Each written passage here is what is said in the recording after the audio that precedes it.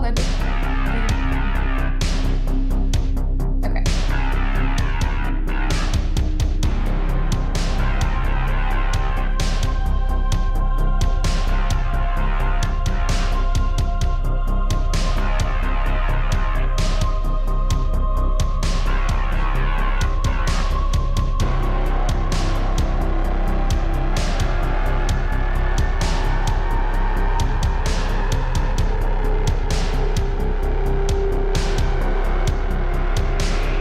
Somebody in chat, I'm drunk.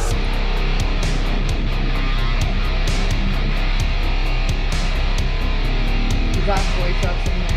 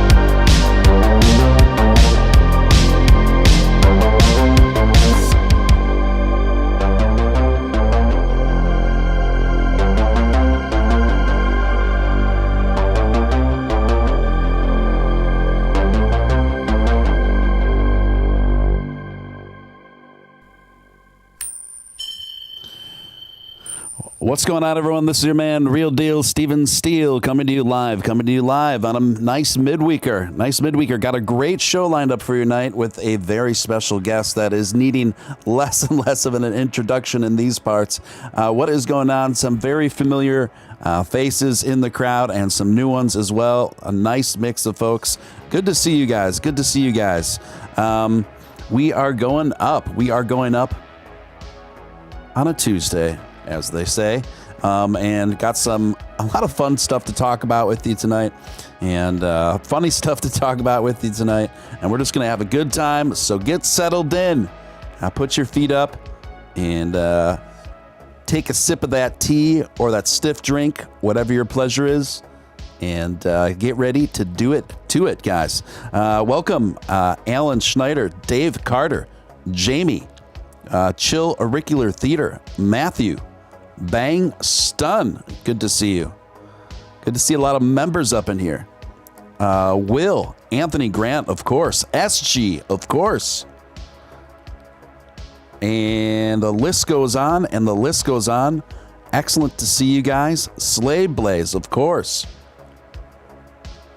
What is a weeknight show without Slave Blaze? Of course, Kings of Gangster. That's a new one. Listen, guys, before we get started, if you could all just smash that like button like you'd smash your childhood celebrity crush. Takes a split second of your time, doesn't cost you a dime. Number one thing you can do to help a new emerging channel like this get up in front of more viewers and help us grow. Secondly, if you're new here, I'd like to personally welcome you to Steven Steele Live and encourage you to hit subscribe, hit the notification bell, stay connected, join us, join our ranks. And lastly, if you feel compelled to super chat anytime throughout this broadcast, that's hugely appreciated for the time and efforts. And memberships, got memberships now, folks. Memberships are now available. Speaking of which, Ask Finance is now an official member. This is big, guys. This is big. Ask Finance is an official Steven Steele Live member.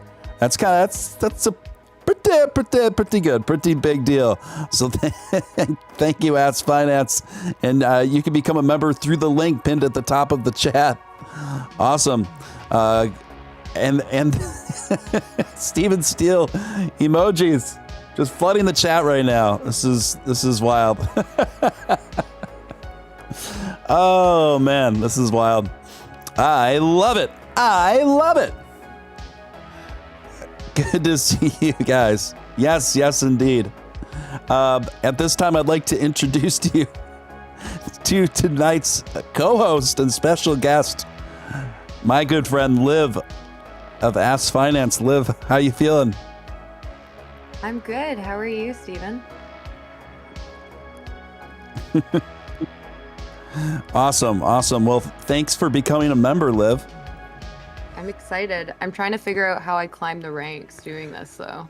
Oh, okay. Can I be can I get a higher badge? Yeah, I think the way it works, I don't know. I'm kind of new to it too. I have three ranks, that three tiers of membership there. I don't know.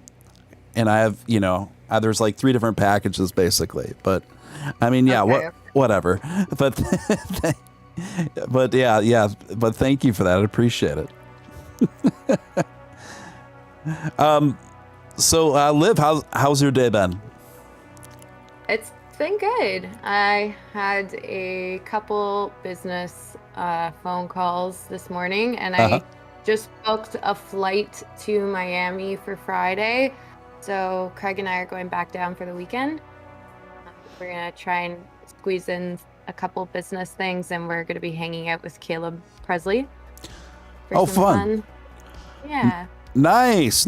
So Miami, Caleb Presley, who's a friend of yours, who also you did an interview with not too long ago. Is it just friendship this time, or business, or what, or both? Just friendship. we all decided that we all miss each other, so we're Uh, gonna come back down and visit. Yeah. Awesome. Rat Daddy, thank you for your super chat of $5. Says love ass finance. Yes, you're in the right place, my friend, and thank you for that, Rat Daddy. Jeff, thank you for becoming a member. Awesome. Glad to have you join our ranks, man. Thank you for that, Jeff, and welcome aboard, my friend. And welcome aboard, you Moonbats from Crypto Batman's show over here. Appreciate you guys, and obviously everyone from the Ass Token community. Always love seeing you guys as well. So yeah, Liv and I we're gonna hang out tonight. Just gonna have a good time. I got a couple stories I kind of wanted to touch on, a couple developments, but other than that, feel free to pop questions from the chat. It doesn't have to be crypto related by any means. We're just gonna kind of just freestyle and have a great time, you guys. So also, if you wouldn't mind RTing this stream out, if you're on Twitter, if you wouldn't mind just retweeting the stream, that kind of thing really does help get more people involved, and let people know that normally watch the stream that we are live. I can't tell you how many times I've had people that are already subscribe to the channel, even have their notifications, but for some reason they're like, I didn't know you're live until I saw so-and-so retweeted or whatever. First question, Steele. Hey, Miss Liv, what's your favorite fruit? We're getting the hard-hitting questions right out of the gate, Liv. Your favorite fruit? Probably raspberries, I would think. I don't know. I really like I like the red berries. Like, I like raspberries. I like strawberries. I like blackberries too. Berries are my thing. Yes. I'm a big fan of berries. I think they're very, very good. I would echo yes. I would echo your appreciation for the raspberry. I'm the same way. I like raspberries. I like blackberries. I like blueberries, of course, but I wouldn't say I like them as much as blackberries and raspberries. Yeah, they're good, but they're not my favorite for sure. Yeah, maybe it's like the extra tartness. I don't know, but super high antioxidants, guys, and great with yogurt. Armchair Adventures, thank you for your $5 super chat. I love you, Liv, and Ass Finance. Excited about your passion for this project. Sorry, Liv, can you share anything about your ideas on where to take Ass platform? Yeah. So, I mean, just a heads up, guys. I don't want to talk about it too much tonight. I just wanted to hang out with Steven, but I will definitely answer that because I feel like it's going to come up tonight for sure. So, I mean, we're still trying to figure out everything that we're going to do with the platform. We want to get a blog or a vlog out, so it would be nice to get different communities around the world to start their own vlogs, because we are a community token. It would be cool to see different areas around the world starting their own vlogs and can share their experiences in the community, and we can showcase them on our website and on YouTube, and it gives them a platform also to like grow a brand for themselves, which is kind of cool. And I was getting started with a few people to put together a podcast as well, or Askcast. I don't know exactly when we're going to start that, but likely very soon. We just need to find the first guest on it. We kind of want to do like a spin-off of like the Joe Rogan Experience, where we have like just interesting people on there, and it doesn't have to be individuals who are related to crypto. Like, it doesn't have to be CC influencers. It can just be interesting people to talk about their life experiences. And yeah, like, I mean, there are a lot of ideas in the mix for building like a platform. Again, I'm not really sure yet what they are, but if anyone has ideas on things that they would like to build, I'm all ears, but I'm not really looking to be told what to do, but more if people have ideas that they want to do and want to build and integrate in our website, that's something that we would definitely be open to doing as well. Yes, guys. Liv doesn't respond very well to being told what to do. I can attest to this because I am the same way. I can definitely resonate with that. So yeah, that sounds great. Those plans all sound awesome, and sounds like AskCast is kind of similar in some ways to this show. It's obviously a big, it's a crypto-centric show, but certainly not limited to, and definitely been trending more in the direction of just getting a variety of guests on while still kind of encompassing the crypto thing. So awesome, guys. Something that I'm just going to start in with a few of the stories I did want to cover tonight, that, Elon Musk was talking about the space race, the new space race, leading crypto's new mission. So now we have Elon has declared a new age in the space race, with cryptocurrencies joining the fiasco to see if we can get Bitcoin or Dogecoin to the moon first. So now there's clear initiatives now to get Bitcoin to the moon through some other companies and groups making that happen, and then obviously Elon's efforts to get the Doge 1 through SpaceX satellite and bring physical coins, Doge coins, to the moon. So that is, and SpaceX is also bringing Ethereum nodes to space, particularly to the International Space Station, in partnership with Space Chain. So this is kind of just funny. I mean, it's just kind of like, it's funny that these two factions are serious about this, number one. Number two, I think it's probably good for all of crypto in general that this race has begun, whether it's, people talking about Bitcoin trying to make it there, or Dogecoin trying to make it there. I think it all seems pretty like a pretty lighthearted kind of vibe. And so, yeah, I think this is only probably just a good thing for crypto overall. What do you say, Liv? Yeah, for sure. I think it's cool. I mean, we want to be going to space as well. So, like, if any companies want to throw some ass with them on their rocket up to space, like, by all means, I would be super happy for that to happen. But I mean, we need somebody who's got to like rep ass like that. We need like an astronaut or somebody. I don't really know who to get in touch with to do something like that, but that would be so cool. So put that ass to space is what you're saying. Yeah, I mean, I already purchased plots of land on the moon and on Uranus, but we're not physically there. Right. But we have land reserved for us. Wait, you have land reserved for you where? On the moon and on your and Uranus, but Uranus is technically a gaseous planet, so it's technically like just a plot of gas. Right. Right. That would make sense. Just a plot of gas in Uranus. Yeah. Okay. Very good. Very good. Thanks for the clarification, Liv. Yeah, no problem. Yeah, really cool. I had something, an interesting development kind of happened on Twitter just moments before went live tonight. So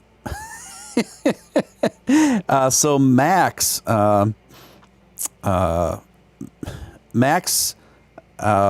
Keiser, who's probably the foremost popular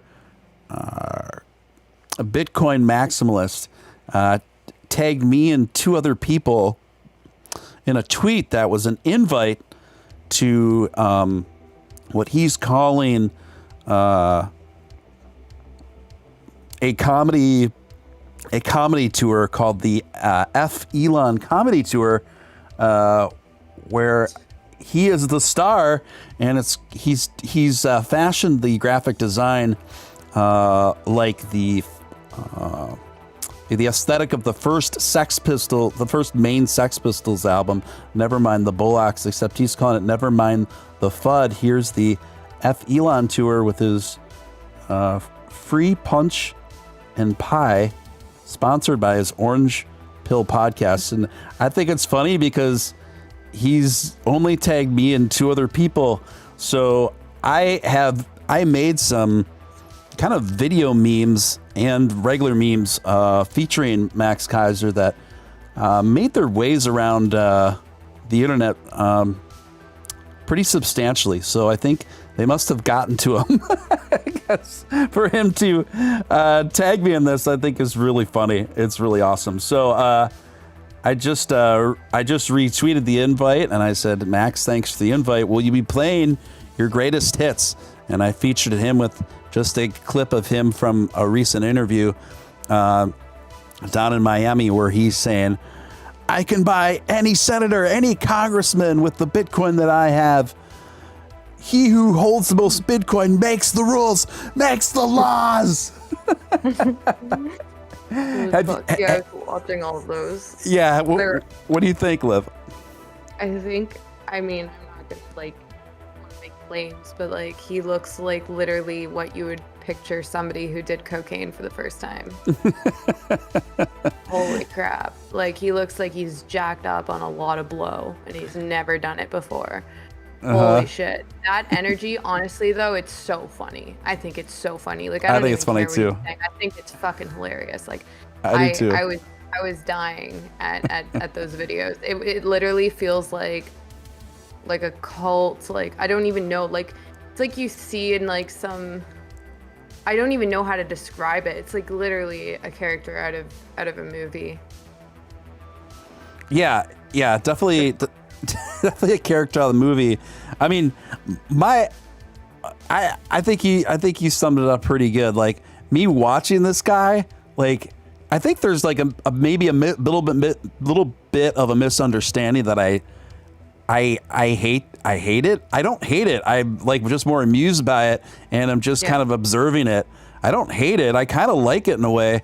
I just think that his the way that he thinks about crypto, I think it's kind of nuts. But as far as his antics go, I don't hate the antics. I think they're pretty amusing.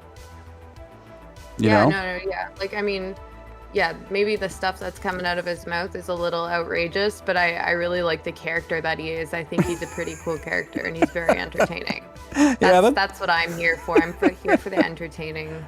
Yeah, I know. I'm not like a Bitcoin maxi or anything like at all, but I think it's hilarious. Yeah, it's hilarious, and he's kind of doing himself in terms when it comes to.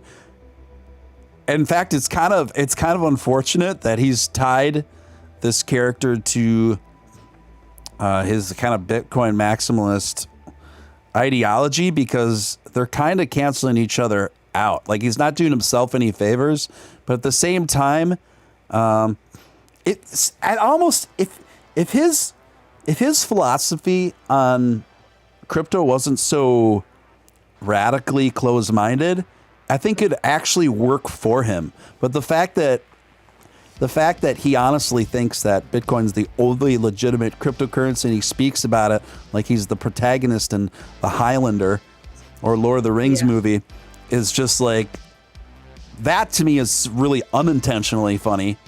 But the fact that he genuinely feels that way, I think alienates obviously a lot of people, and even a lot of investors that people like him need for Bitcoin to keep doing what he wants it to do.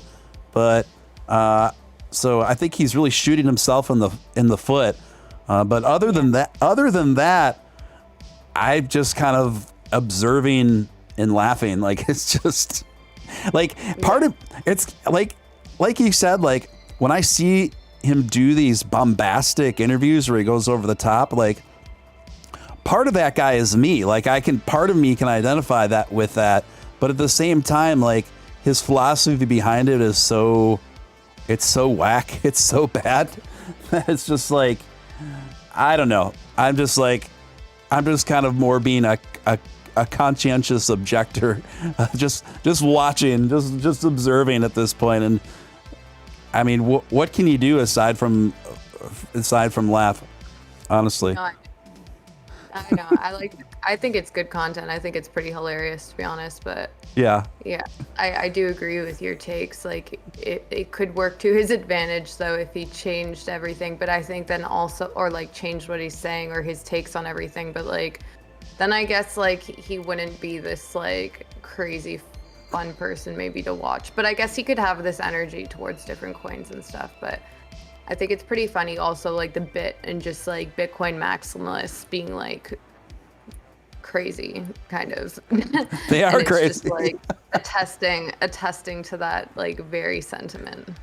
It's pretty funny.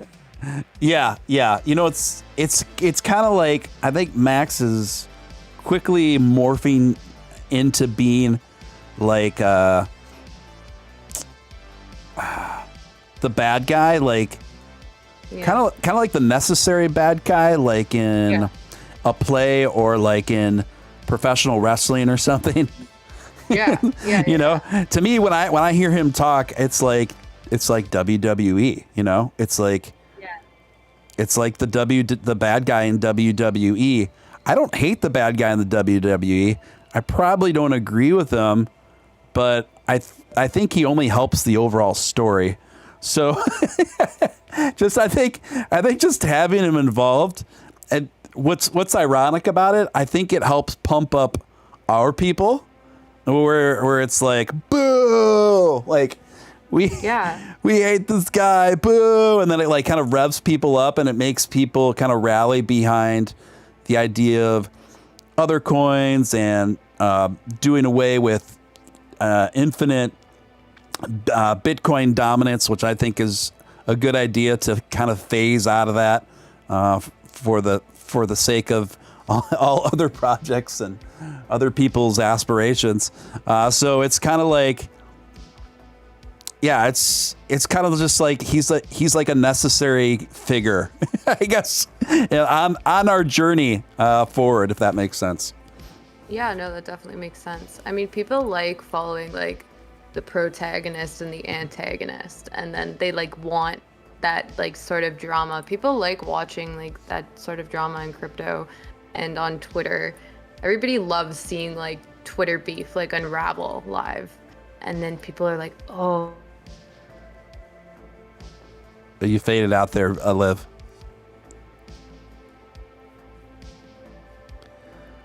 Liv, can you hear me? It might be Liv's headphones because I don't see her. I don't see her volume moving. I know it's not my end, so I think she'll get it resolved momentarily, guys. But until I hear Liv start speaking, I'll keep going. I'm sure she'll chime in back here shortly. Guys, you're listening to your man, Real Deal Steven Steele, coming to you live on Steven Steele Live.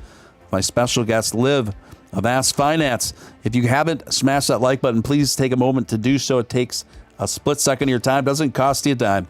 And also, if you're new here, I'd like to personally welcome you and invite you to hit the subscribe button. Join us. Join our ranks. Stick around. And then also, if you feel compelled to super chat or ask us any questions, leave any comments throughout this broadcast, that's hugely appreciated for my time and efforts. And memberships are obviously now available too. You can check out those options in the link pinned at the top of the chat. So make sure to check that stuff out too. And guys, so we were talking about the space race that's shaping up between Bitcoin and Dogecoin. Which one will get there first? I'm kind of setting my bets on, I'm going to hedge my bets on Dogecoin actually and go with my man Elon Musk. And I think he's the man with the plan to make it there smoothly and efficiently. He's been the man behind, obviously, SpaceX, who have been the predominant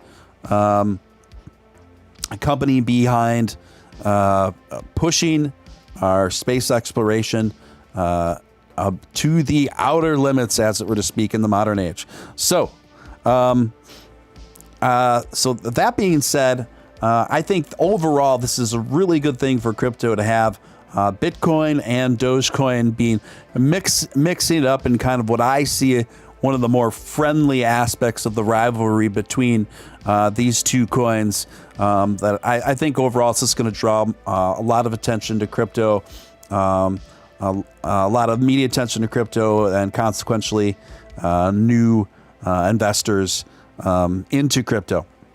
Don't worry, guys. Liv is sorting out her tech difficulties. Liv, can you hear me yet? Yeah, I can hear you now. Sorry, I had to restart my computer. I don't know what happened. Yeah, no worries. Sometimes just a hard restart is the best thing to do. I've definitely experienced that too. No worries. So yeah, I knew it wouldn't be long before you get it back. Let's see here. Sorry, I don't know if I was what you heard. I was like talking and then I just didn't hear a response from you and I was like, uh-oh, something's happening. Yeah, I heard you start fading a little bit, and then you faded a little more, then you faded a little more, and then you were vamos. Oh, that's weird. Yeah. Yeah, I don't know. I don't know where you got to. What I was saying. No worries. It's fine. It doesn't matter. But Liv, so with my exclusive membership emoji list, I don't know if you noticed, but I got a Australian Safe Shepherd in there, and yep, and I've got a nice round juicy booty in there too with the Doge mascot and the ass mascot on her booty. What do you think? I'm checking them out right now. I love it. I love it. Can you get them as transparent backgrounds, or does it have to be like a square? So the thing is to have them formatted properly into being emojis on here. It has to be like a perfect. It has to be formatted into a perfect square and like a certain pixelation and all this stuff.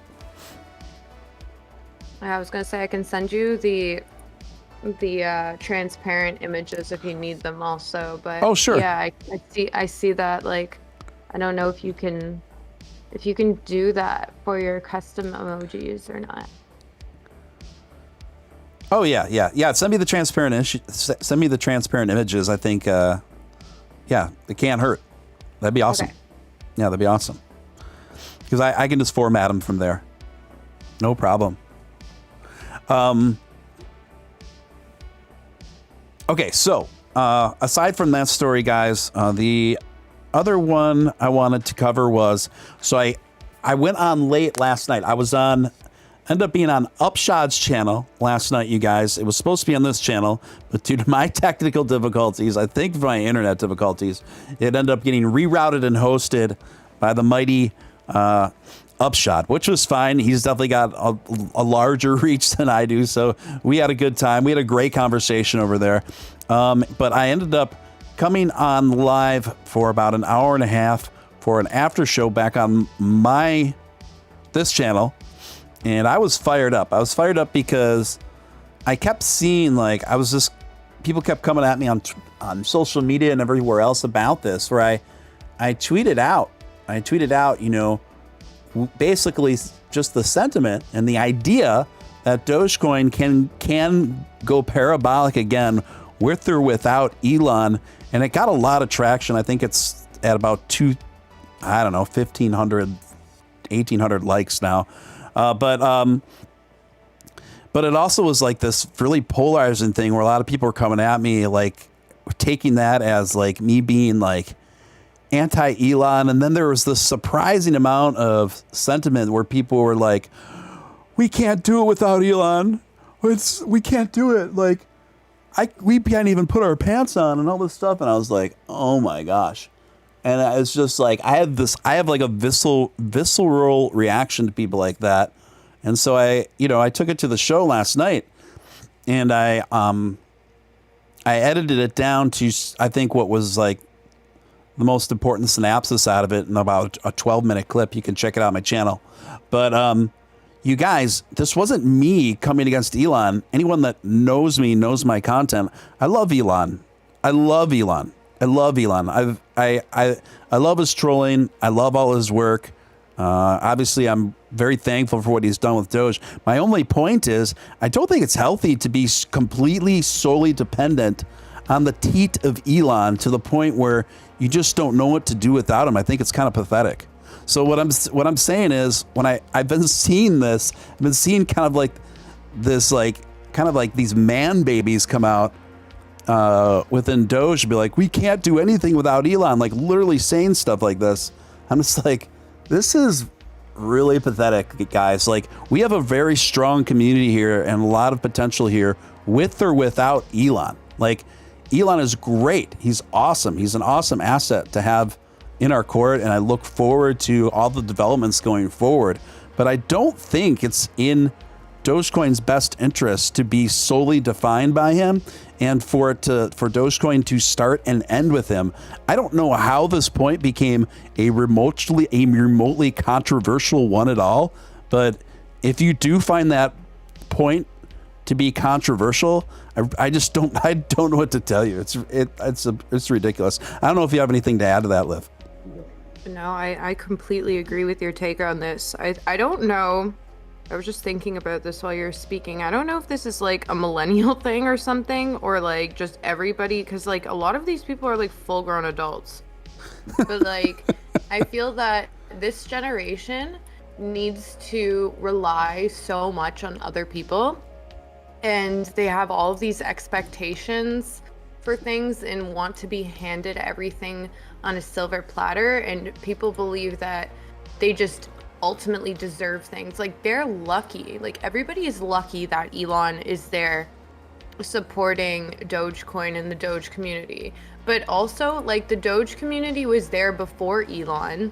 Mm-hmm. You don't need Elon to like exist. Like, yes, maybe it's grown significantly because somebody of his stature. Like, yeah, somebody who's going to grow it from a company standpoint and try and expand where Doge is going to go. Yeah, that's great.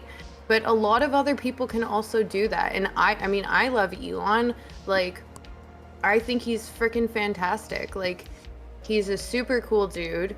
I love that he memes and he doesn't take things too seriously. But the fact that people just think that you need Elon for Doge to be successful, I think that's completely absurd. And I completely agree with your take. Like, thinking that it's going to be successful with or without him. I think it will be no matter what. Right. It doesn't mean one person doesn't dictate every other person who's every other holder. Like, why is that going to change people's sentiment all of a sudden? It's just like, are you really only there because an influencer talks about something? Like, is that really the only reason that you're in a community? Then you should rethink about what your investments are. Like, because like, if you think about it, if that's how you invest, like, are you just going to blindly invest in the things just because like somebody on crypto Twitter tweets that they're in this new coin and maybe they were paid to do it, and that person's probably not going to tweet again, or maybe they are, but you don't know that. Like, you're just relying on other people. Like, I hate that. Like, I absolutely hate that idea. And I think it's great that Elon is there, but I think it's really dumb that people just like can't really like fathom that it could be successful without him. Yeah, really well stated. Really well stated. And it was just it was just like mind blowing to me that my take on that was so controversial. I just didn't even understand why it was controversial.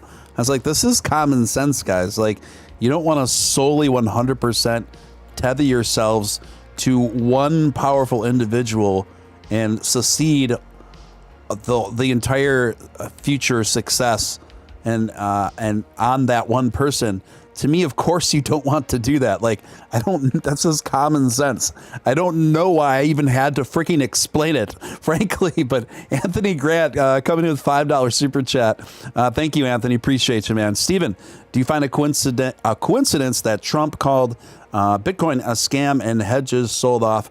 Of course, it's more than coincidence. I mean, anytime somebody, a very powerful or noteworthy politician, whether it's a congressperson or a former president or a sitting senator, etc., or like we said with Janet Yellen, the current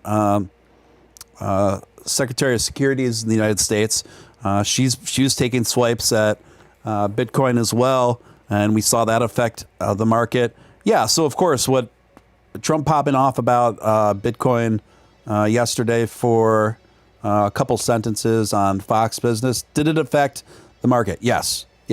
Do I think that's going to significantly affect the market beyond a 48-hour cycle? No. Every time we've seen politicians take swipes at cryptocurrency, it does make an impact, but the impact doesn't seem to last for more than 2 or 3 days. But thank you, Anthony. Appreciate you, man. And it's kind of interesting too, because I know his son has said some very favorable things about crypto in the past, so it's probably a boomer thing. I don't know. It's probably a boomer thing. I don't know, man. But thanks for that.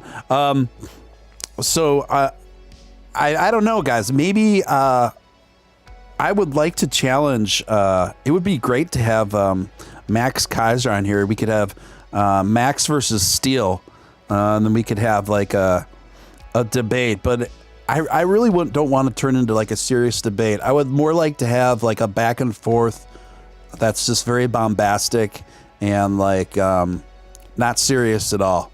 What do you think about that idea, Liv? I think it would be really, really entertaining, to be honest. I would be there for it. I think it would be hard to navigate that podcast, interview, whatever you want to call it. I think it would be hard to navigate somebody like that with that much energy. He's very electric, but I think it would be really, really fun to watch. Yeah, I think I would go into like Randy Macho Man Savage mode. Let me tell you something, Max. Let me tell you something about your precious Bitcoin and your infinite visions of dominance. It's over. The buck stops here.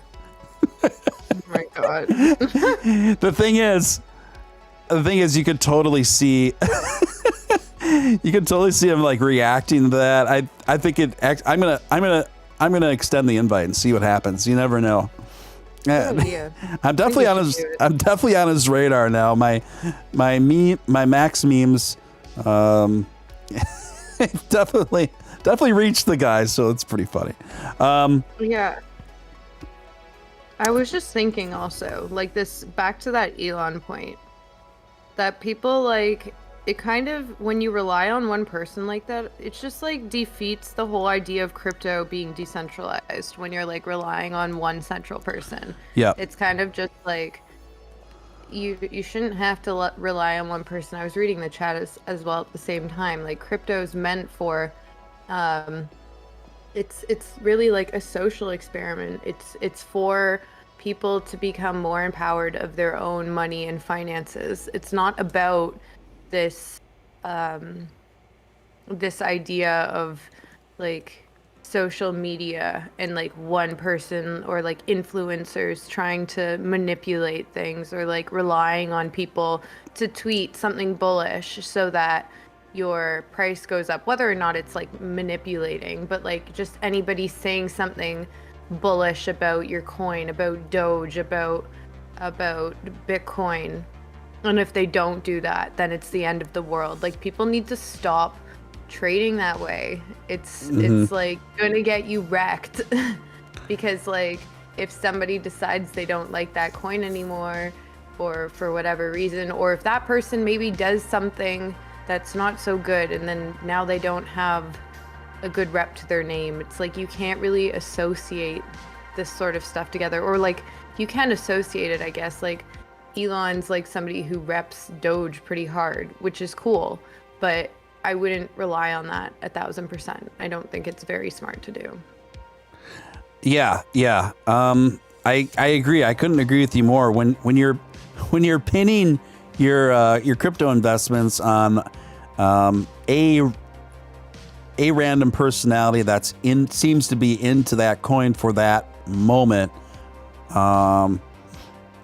you never know when they're going to fall out of love with it, or they'll just stop talking about it, or they'll change their opinion on it. Like any number of these things can and do happen. So I don't think that's a wise basis for investment by any means. I completely concur. Chill Auricular, you're talking about, I'm not quite sure. I'm not ignoring you. I'm just trying to figure out what your request is. There's just like a lot going on there. Maybe try to like sum it up in a sentence. See, I think if that's who it is, I think who it is. They want the chat to guess what my favorite shoe is. Don't worry, don't freak out. I'm not going to say it. And he said that he would buy somebody a subscription to your show if whoever gets it right. Okay, a membership. Okay. Wait, but my question is, do you want like a shoe brand or like a shoe name within a brand? Because like some brands will do like iconic shoes. You know what I mean? Like like Michael, like Jordans. Think about that. I'm not saying Jordans are my favorite pair of shoes, but like... Oh, like a line within a shoe brand or just the shoe brand. Yeah. Yeah, it's an important distinction. Yeah, I'm just being difficult, but... It's not yet, Liv. Don't worry, I'm not saying it, sir. I'm just asking, like, what kind of... If I'm to pick something, do you want me to pick something very... I'm paying Steele now, for real. Oh my god. Oh, this is cracking me up. Okay, for real. Yeah, it's good stuff. So, yeah, she will reveal her favorite shoe brand in a few minutes, I guess. That's a strange question also. Yeah. I kind of worry about that. This like person's got a foot fetish or something. Let's not even start on feet, because Liv, there are actually a surprising amount of viewers on my show that apparently have foot fetishes. Oh God. I mean, I get it, but like, I also don't get it at all. Like, and the only reason why I know this is because when were you here for that show? Is David G, Coco? Yeah. Okay, that show. That's all I gotta say. That show showed a lot about my viewers. Where all of a sudden, every super chat was about feet, and I was like, "Oh man, okay. Like, what do you even do with that?" It's like it was a really weird show. That was. That was a weird show. It was hype though. It was hype, but it was weird. It was weird and hype.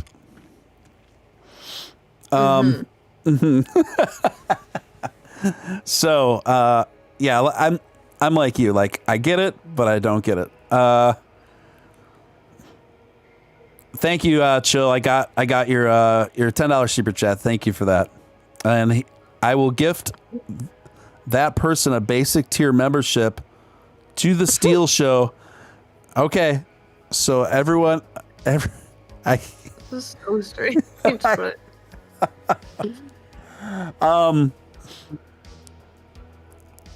See, I told you, Liv. We got some undercover freaks up in here. At feet. Let's I told you. Like, what? Guys, I mean, if people are into the feet that much, like, I'll sell some foot NFTs, because our NFTs weren't selling. So, like, maybe I'll just NFT my feet. Your viewers will all buy them. They probably would. If you would. Yeah. You guys want to buy my foot pics? It's kind of like it's weird. Like, I get it, but I don't. I get it to the point. Like, I don't get it. I really don't get it. I really don't get it. I understand that people like feet, but I don't understand why. I guess I would get it to the point of this, Liv. I would get it personally to the point of if it's a person that I just thought I was just attracted to, like an overall just attractive person that I was attracted to. I guess that person could send me like a isolated picture of most any like part of their body, like their hand or their stomach or something, or their shoulder, and I would find it maybe provocative. You know what I mean? I don't know, but like, yeah, you know what I mean? People specifically want to just see feet. Here we go. Here we go. Here we go. Here we go. Imperial Beats coming in big, coming in hot with 100, with a hundo, with a Big Ben.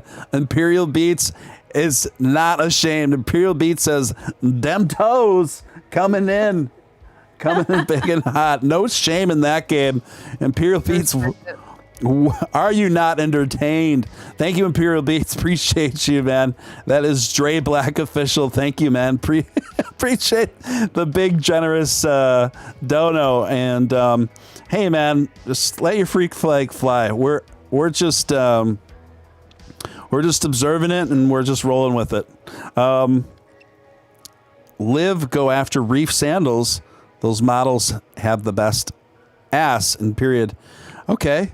Reef sandals. I think the person saying that the reef sandals models have, in their opinion, the best booties.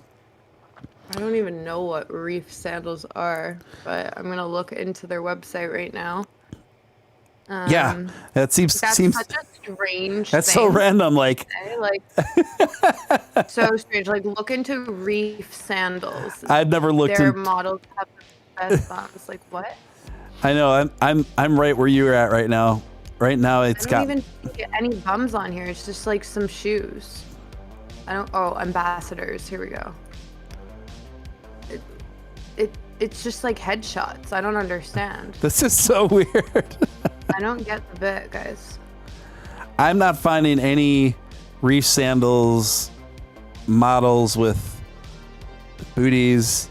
I don't know. Okay, I can't look at that anymore. Okay, so let's get to it. What is your favorite shoe brand then, Liv? Let's just get this out. Well, it's Heelys. Heelys? Are you serious? I feel like nobody won. Dead ass. Okay. No one wins and ask her what her favorite car maker name brand. Oh my gosh, these are so strange, these questions, but sure. I don't think anyone guessed Heelys. Okay, I just Googled Heelys. So it's... Wait, you don't know what Heelys are?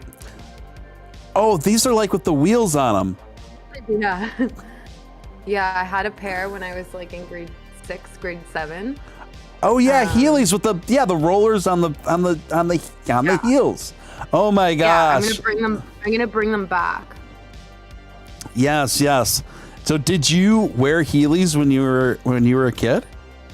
Yeah, oh god, yeah. Like it was so much fun. And then they got banned in school when I was in middle school because kids were like falling and like cracking their skulls open because they're like a death trap, really. You have kids just like rolling around on concrete and then not wearing helmets or anything. Yeah. And you get some good speed on them too. But the heel, like the wheel, actually pops in and out of it as well. Yeah. I've seen. I could see the wheel pop out. So you were a Heeley cruiser back in the day, huh? Yeah, I was a weird kid. I still am weird. I just like think people. I don't really know if people know how weird I am. I'm a pretty weird person. Like people are probably like people are guessing like normal name brand shoes here, and I'm like, yeah, Heelys. Do you still use Heelys? No, I don't. But I'm gonna buy a new pair of Heelys. Actually, I've been looking into them on Amazon. and they're actually not the worst prices. They're like $50 for a pair of Heelys or something. Liv, I think you're making the stock price of Heelys go up right now. Is that a publicly traded stock? I'm gonna buy that tomorrow. Watch it moon. It's gonna be like AMC and like all over again. Heelys. That should be the new AMC that the Wall Street Bets movement gets behind. It should be everyone should rally behind Heelys. That'd be awesome. Yeah, I'm actually gonna bring them back and people watch. Like I'm gonna start a trend now that it's cool to wear Heelys and just like do the most ridiculous. Are Heelys banned in Canada? Oh, it says that children have to wear protective gear. They recommend a ban on heeling in public buildings and malls. Oh yeah, it was banned from the malls and stuff as well. But I would still keep them in, and I'd pretend like I didn't have my wheels in, and then like if nobody was looking, I'd just like start wheeling around the mall. But it'd be like it's hard because like when you have the wheel in, it's like you have to kind of be on your tippy toes. Right. Oh my god. Yeah, I'm bringing this shit back. I'm gonna order a pair right now on Amazon. I'm gonna like overnight prime it to my house. Are you gonna overnight some Heelys? Yeah, I think so. Now Nice. I'm like really about to FOMO into Heelys. Nice. I'm gonna start pushing Heelys really hard on Twitter also. FOMO really Heelys. hard on Twitter. Watch everybody get Heelys now. Do I want a pair? Yeah. Not even kidding. Liv was looking them up like on the weekend. We were at a party on the weekend and Liv was looking them up. So this isn't even a meme either. She's legitimately loves Looking them. into them for the past few years. Every few months I look up Heelys again. I'm like, should I get them? Yeah. Like Brandon and I were looking into them It too. sounds like you're making it up, but you're not. Yeah, this is the thing. People might think it's a joke. It's really not a joke. Like this is very serious, guys. Very. Heelys. Maybe we can get a Heely partnership. Yeah, I'll take a pair. You want a pair? Okay. I need a pair for Miami, I think. Why not? Miami. Oh, even better. Do you think Caleb will want a pair? What size shoes can you text him? Text Caleb. Text him now. No, text him now. Heelys for everyone. It looks like it's only children's sizes online though. They don't On make Amazon. it. They don't Oh make wait, it. here we go. These ones have light up though. This looks like I'm like about to go to a rave or something. I don't love that. So they do make Heelys for adults. Yeah. Oh yeah. I'm also looking at on Etsy. I'm looking at customized croc wheelies. Whoa. That's enough. Can you link me that, Steven? Yeah. I'll See that. Don't post it on Twitter because I don't want other people to get it for me. customized. And there's a video. Wow. Yo. Yeah, I remember when I got them and I was so hyped. I was staying with my grandma for like the summer in Ottawa and she got them for me. And then like 'cause my parents would never get something like that for me when I was a kid. And I was so amped up and like I was the first person at my school to have Heelys. And like all of like the boys and stuff would like try and steal them and their feet would be too big. So their feet would be like popping out of the shoes and they'd all like try and steal them and just steal my shoes and run around with them. So there we have it. You know, maybe croc wheelie or Heelys are the way to go. Creelies. Oh I my don't know what you're Oh my god. You see it? Oh my god. Oh my god. Oh my god. Yeah, they're like custom modded croc wheels. Oh my god. I need these. What? These are so fire. Oh. Yeah, they come in a few Oh my different God, colors too. I love this. I recommend getting a size up, usually an 8 women's, but I got a 9. They fit perfectly. These are so tight. Love them. Thank you. You're welcome. You're welcome. Oh my gosh, love them so much. Great quality, definitely worth it. I'm buying more. Oh my god, these are so funny. This is the drip, the flex. This is so funny. People are like, they're $165 Canadian for these. So worth it, though. So worth it, though. Watch this. Heelys are making a comeback. I'm so excited. Heelys will be the next meme stock. Okay. I'm actually, can we buy Heelys? Like, is that a stock?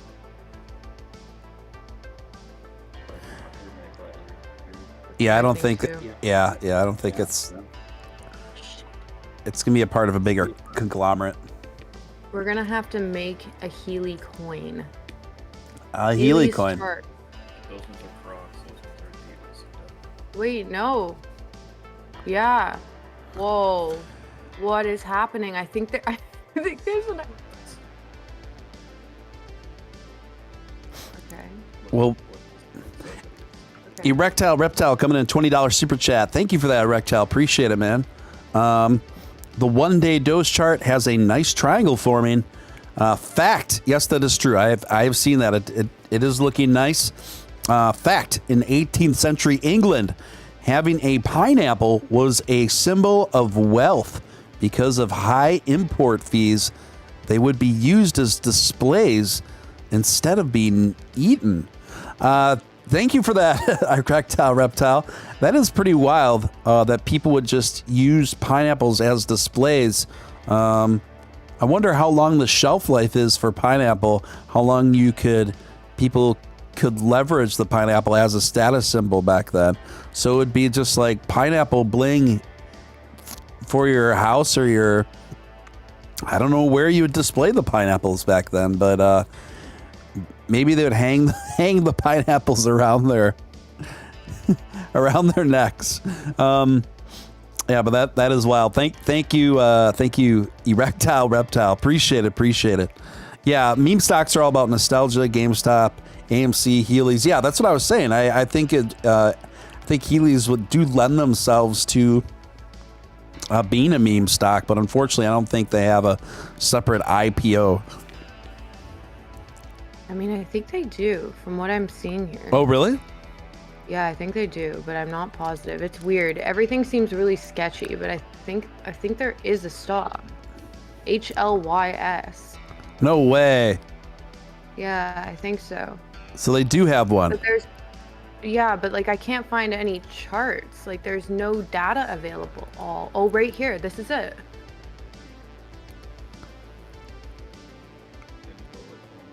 That's what I'm trying to do.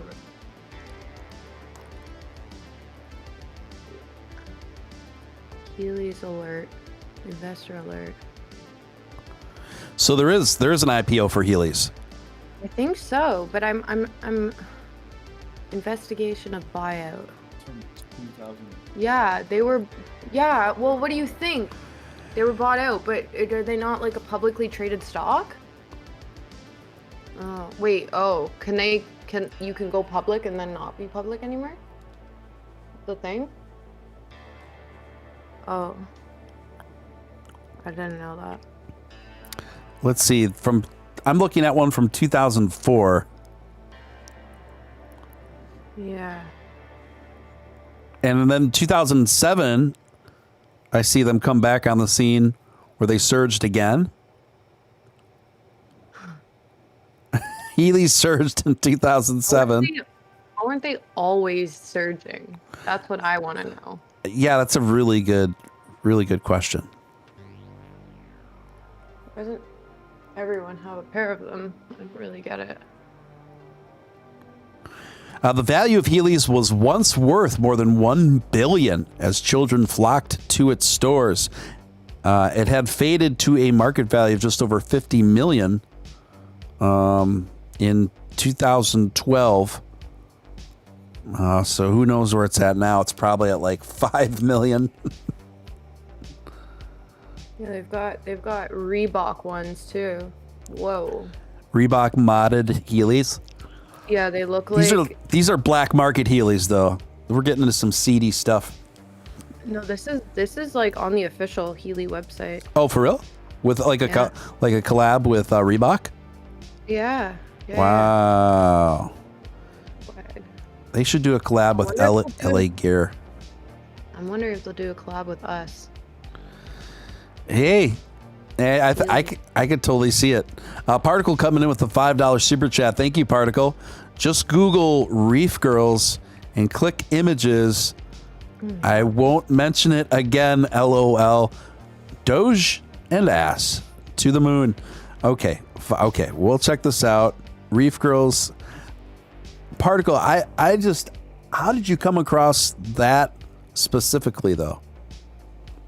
They're okay. They're the Reef Girls. They're okay. Now I get it. They're surfers. Now I get it. Yeah, it's not like reef sandals, though, is it? I think that's where the confusion was.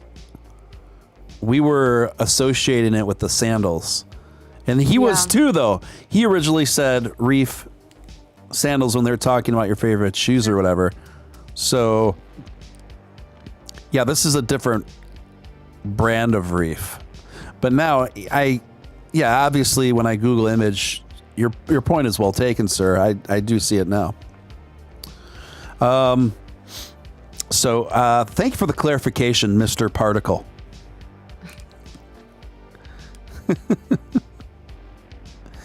You guys. Blaze says, I think they got sued so many times they went underground. 100%. Oh, Heelys? 100%. Yeah. Yeah, I mean, like at the same time, that's like skateboards. Like I'm sure kids are hurting themselves on skateboards. Like, what's the difference? There's really not a difference. I mean, at what point?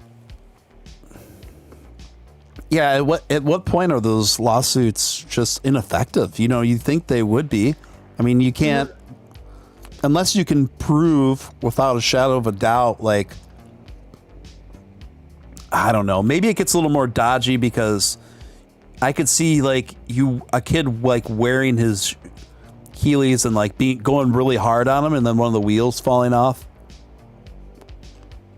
Yeah, I think it's pretty hard for them to pop out. But if you don't put them in properly, they could pop off. But what if one child in Heelys collides with another child in Heelys? Is that then? Are we into like an insurance kind of dispute? I don't know. Maybe we. And as adults wearing Heelys, do you need Heelys insurance? You need. I don't know. Kind of like the operation of a transportation vehicle. Yeah. Well, it's like it's probably like the same thing if you were like on a scooter. Remember those Razor scooters? Yes. And like or if you're on like a hoverboard. I feel like those things are like a death trap. Hoverboards? Yeah, hoverboards definitely. Yeah, the thing is with Heelys, I mean, I agree with you. I don't know how they would be any more on the hook for legal disputes than scooters or skateboards. I mean, it's born out of the same liabilities essentially. I don't see how it would be any different. Maybe it's because kids will be like doing that in a mall or something. Maybe I don't know. Because kids will do it indoors. I think it's because Heelys, because they are part sneaker, that they're just more like, they're easier to flex in versus like if you have like rollerblades. Not many kids are gonna like straight up take off shoes and put on rollerblades in a mall. Whereas the sneakers, it's more sly. You can just like walk normally, and then all of a sudden you can start gliding, which is also what's most cool about them. King, the freaks come out at night. King Shibe Thajit. King Shibe Thajit. Thank you for your $2 super chat. Much love, Steve. Voice sounds like sex. Thank you so much for that. It's your super chat. I'm going to read it. And thank you for that.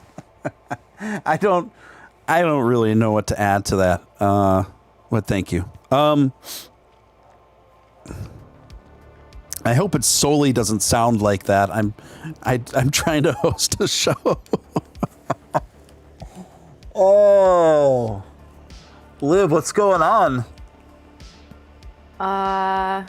Not much. I was just reading the chats and stuff. People are trying to guess my favorite car also. All right. Are you going to reveal that information? I don't know if I'm allowed to say it yet or if I'm going to get in trouble. Why? Because I think that the Chill Auricular Theater wanted to make sure, like, I don't know if he got enough answers yet. Okay. We'll wait for you to answer that Chill Auricular Theater. Say that 3 times fast. Yeah.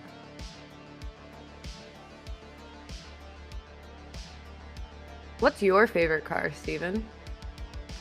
I'm really easy to please on that. I'm not like a super big like car guy, like a Lambo guy or anything like that, because I'm almost 6'3", so my priorities are just different, right? For me, right. I'd rather have, like, I'm pretty happy with my Jeep. I usually always gravitate towards cars that have 4x4 capability. No, it's literally Tesla. It's just Tesla, but we're spelling it Tesla. Like Adidas, but spelled Adidas. Oh, Tesla. I get it. Sorry. A little slow to the draw on your pun there. Yeah. Tesla. Young lady. Yes, Yeah. Tesla. Of course. Tesla. Yeah. Now, it looks like Tesla is also a company in some remote town in Sweden. I'm trying to think what they do here. Yeah, Tesla is located in Härnösand, Sweden, and is part of a performing arts company. And theater producers and services. So there you go, Tesla. Put that ass in your Tesla. Put that ass in your Tesla. So, yeah, I get it. Yeah, I love aesthetically. Don't get me wrong. I love the Lamborghini. I love the classic Miami Vice aesthetic and Steez. Like, I dig it. But at the end of the day, like, I would not be comfortable riding in like a really low riding, short roofed car. I would feel very uncomfortable. But I don't know. But if you give me a Lambo convertible, that would be another story. That would definitely kind of change the vibe for me. I don't love the Spider. I don't. I mean, I went and looked at some Lamborghinis like a week ago. I'm not in love with the convertible, like, because they're soft tops, because it can get really. I asked why. They're like, because it could get really heavy. I don't like it. It makes it look a lot cheaper when you do like the soft cover on top of it. Like just aesthetically, but I guess if, like, the top is off, it's fine. It looks good, but like when the top is actually on there, I'm not in love with that. Right. So which Lamborghini are you most drawn to? For your personal taste. I mean, if I were to pick one, but that wasn't based on price, I like the Aventador, but I mean, the price is a lot, and from what I've heard, it's a very powerful vehicle, so it's not really for everyday driving. And people are recommending that I get the Huracan if I do get one. Right. I get it. It's probably a lot more. Not that this is so weird to say. I was going to say it's more practical. It's definitely not practical at all. It's not practical to get a Lamborghini. Right. But it's more practical in terms of like getting a Lamborghini rather than going and like getting the most powerful vehicle. And like the Aventador is also much larger. Like it's a very long vehicle. Yeah, I'm looking at it right now. So yeah, I see what you're saying. You're like within the world of Lamborghinis, it's the more practical one. Yeah, exactly. And they came out with another new vehicle. It's really beautiful though. I can't remember what like the line is, what it's called. Somebody in our chat, like in our community, in the Ask community, actually bought one. And I was like, oh my gosh, it is so nice. They bought which Lamborghini? It's this new one. It's like a concept car kind of, but what is it? It's not the Urus. Ooh, I like this one, but I'm trying to find it. It's like a special edition. Can't remember the name of it though. The Urus is really nice, and people are like, "Oh, why don't you get that one?" Like, there's more space on the vehicle. I think this is it. I think it's the Scion Roadster. Yeah, that's what they got. A Scion Roadster? Yeah. Whoa. You guys, just to be clear, her car pick was. Would you say it's a tie between a Lamborghini and a Tesla? I mean, yeah, I guess that's like your flashy cars, I guess. I don't know, guys. Like, I like when I was looking at these vehicles also, I was looking at Lambos, and then my eye was being drawn to the McLarens. And I was like, well, these are really beautiful, but like McLaren isn't like part of the meme. Not part of like the crypto when Lambo meme. And that's why I feel like it's so appropriate just to get a Lamborghini. But like the McLaren is so beautiful. And then I saw a Ferrari there and it also caught my eye. And I was like, oh my gosh, like these cars are so beautiful. But like then it's not part of the one Lambo meme. And this is all like for meme culture. So I don't know. Yeah. Yep, I got you, chill. You're gonna get mad at me and say I didn't give a real answer. I'll say Tesla.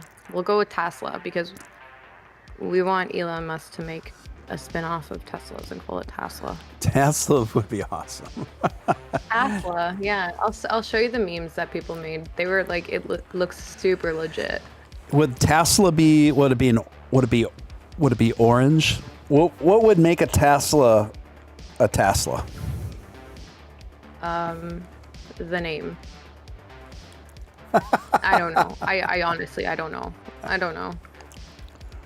Well, I mean, I was just thinking maybe just a few like aesthetic, perks would make it right distinctly a Tesla. I don't know. I think people need to maybe come up with some concept cars and submit them to Elon and say, listen, one Tesla, sir.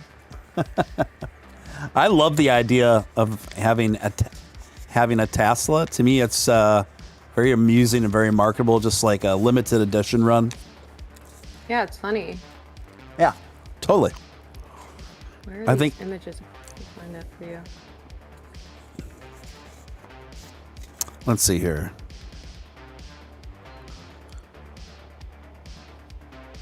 If I just asked my community, they would probably have it in like 2 seconds. What's that? Where these images are. They just like have things like immediately. They know where everything is. I'm like, can you get me this meme? And then they get it for me in like 2 seconds. Oh, right. Yeah, your meme army is pretty efficient for sure. Probably the most efficient I've seen. Yeah. Particularly when it comes to the ass token meme factory. The ass token meme factory is very quick on the draw. Yeah, it's incredible. Okay, I can't find it. Man, I'm garbage at this. Slay Blaze, congrats. You were correct. Yeah, I'll hook him up for a 1 month membership. I just gotta. I don't know how I'll figure it out. I'll figure it out in settings. When I'm not live, because that's like a whole other thing I gotta look into. But yeah, I'll figure it out. we want Elon to accept Doge soon for Tesla or Tesla. Yeah, it's coming, guys. I don't know when, but it's coming. It's coming. Like it's just not even a matter of if, you know. It's coming. He's a very strategic man. I'm sure that he's looking for what he feels to be the most advantageous window to announce something like that. So, yeah, no worries, guys. No worries, guys. I get the new Cybertruck looks. Is that what you meant to say, Victor? I got the new Cybertruck. Looks awesome. Yeah, I love the Cybertruck. It looks straight up Mad Max. I love it. So yeah, I would like to get a Cybertruck too. I don't know how hard it is to get one though. I think it'd be cool to wrap that. Oh, wrap a Cybertruck, totally. Yeah. But I don't know how hard it is to get one. I heard it's just a nightmare. Even getting a Cybertruck? Yeah. Why are they only like accessible in certain states or what? I don't know. Well, I mean, I'm in Canada, right? Like right here. Okay. Yeah, I'm pretty sure they're like sold out. It's like on, I don't know. I'm seeing it here. Order Cybertruck. Wait, it's only 70 grand for one? Yeah, they're not bad. That's it? Yeah. That seems really cheap. Yeah, and he wanted to make them more accessible that way. Yeah. I mean, that was one of his objectives. Yeah. I love the Cybertruck. Yeah, I think it's super cool. Yeah, I'm still too much of a pleb to responsibly afford a Cybertruck right now. No, I know. I mean, like, yeah, 70 grand is like not that cheap. I was expecting it to be a lot more than that. Oh, That's totally. Not that bad but like 70K is for like the most like the highest end. That's for the tri-motor, yeah. Yeah, that's for the tri-motor. The single motor is 40K. Yeah, you can get. Not bad. Yeah, and then the self-driving feature is an extra 10K, which is reasonable for what that provides you. You know. Yeah, I think I would grab I would probably have to grab the self-driving added as well. That's so cool. Yeah, I think I'd be cool with the dual motor. Maybe we just scratch the whole Lambo and go Cybertruck. Seriously, the Cybertrucks are super, like, comparatively for like novelty luxury. These are way more affordable, and they're really cool looking, and they're way roomier. Yeah, it's pretty cool. There's no photos of the inside of one though. Like, okay, I have to Google it. Yeah, let's Google it. And the thing is, given how much how reasonable they are for price, I can't believe I haven't seen more Cybertrucks on the road. Yeah, I just think there's not that many available. It's the problem. Okay. Okay, I'm looking at the interiors. Yeah, my stepbrother, he got a Tesla. It's really nice. Which one does he have? Oh? Model S, I think he has. I don't know. Yeah, the interior is like super futuristic, minimalistic kind of vibe. Yeah. Cool.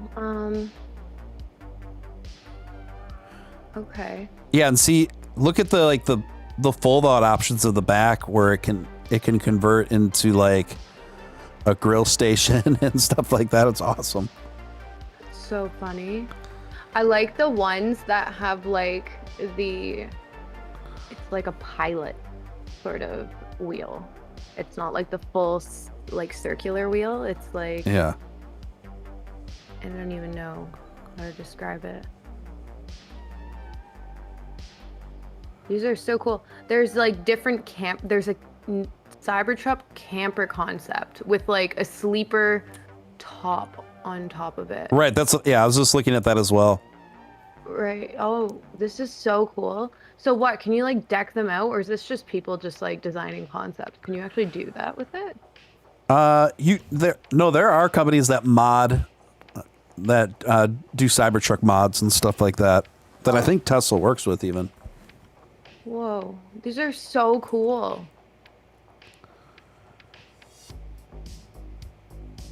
Yeah, they're pretty wild. Should we get a Cybertruck? He literally just like shrugs.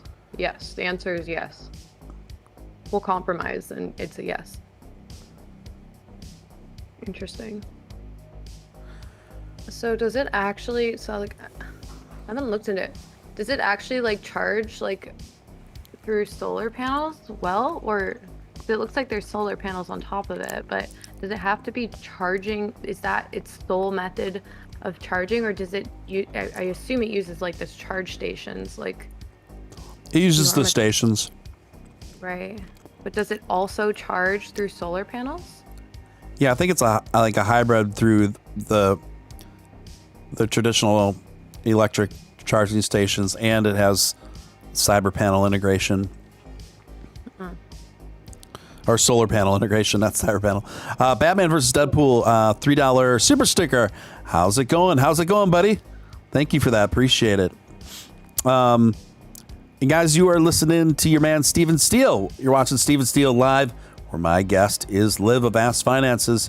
And we've been talking about Heelys, wheelies, shoes, and Cybertrucks. That is what's going on right now. So, yeah. If you got any questions, feel free to pop them in the chat. I'm kind of keeping an eye on chat. So, yeah, feel free, gang. Feel free. Another story that's been continuing to develop. And this is a pretty interesting addition to that story. That statement made today by Elon Musk in relation to Vitalik Buterin on Dogecoin and Ethereum collaboration. Elon said he pretty much agrees with the Ethereum, Vitalik's comments about a collaboration between Doge and Ethereum. Buterin said that if we can have a secure Doge to Ethereum bridge, that would be amazing. And then Elon chimed in on a comment today that said, basically echoing that he would support that, and then basically he thinks it's I pretty much agree with Vitalik, he said, commenting on that specific interview. So what we've seen too is Ross Nickel did a live stream on Twitch on a day and a half ago, where Billy was hanging out on there too. And Ross, for those of you who know, I had Ross on the show one night, and Ross is probably the most active long-term Dogecoin developer there is.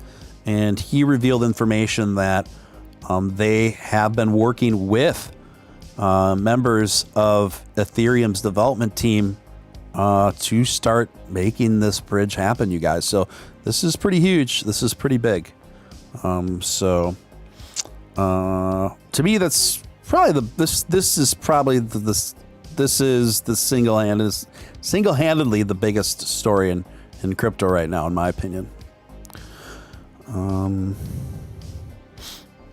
What about the FBI story about why Bitcoin and Ethereum plunged, so to speak? Tracy says, I don't know enough about it. I don't just speak in any authority on it, Tracy. I know what you're talking about, but I don't know a lot about it.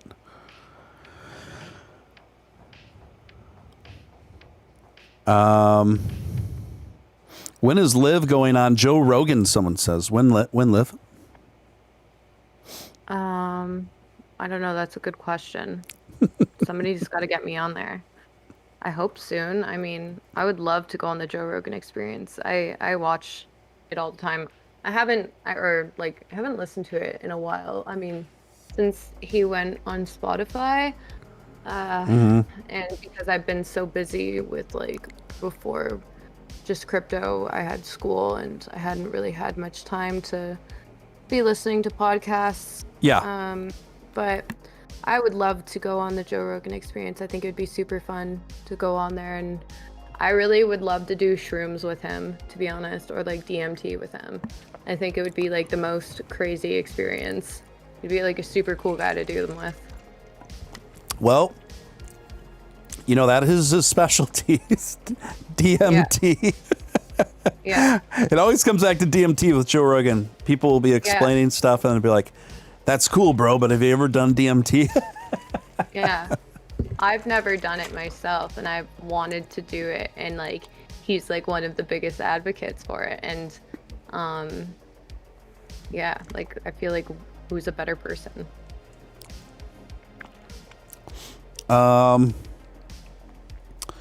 Chill Regular, I got one. Hey, Steele, let's finish this deal now, brah. So what kind of carnival rider are you? A, normal rides. B, you go for the extreme scary ones. Or C, no rides. I like extreme scary ones, provided they don't just go around and around in a circle. When I was younger, I didn't mind that. Something happened when I was older where it makes me very nauseous and gives me vertigo if I go on just rides that just whip me in circles over and over again. But I still love like crazy roller coasters and things like that. So as far as carnivals, carnival rides really don't include big scary roller coasters like an amusement park. So what kind of carnival ride are you within the confines of the rides that are within carnivals with carnies operating them? I would have to go with like the crappy like haunted house in the cart kind of thing, or the Ferris wheel. The crappy haunted house of the Ferris wheel. What about you, Liv?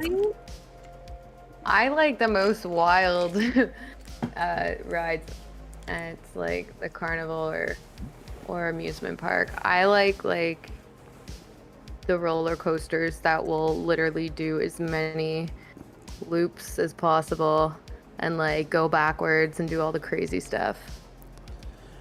Yeah, But I love. Go ahead. I don't like the wooden roller coasters though, because those like one scare me that they're gonna break, and two like give you the worst headache because they're just like rattling around. Yeah, I like. I don't know. I kind of like the scary old roller coasters that are kind of creaky. Yeah. Oh my gosh! No! I Yeah, hate yeah. that stuff. It's like playing with fire. I know. I kind of like it. I like when they're like old wood roller coasters where you can just feel them go. Yeah, I love that. Those the most. Those are the ones I absolutely like refuse to go on. I love the thrill of those. I love roller coasters, period. Roller coasters are my favorite.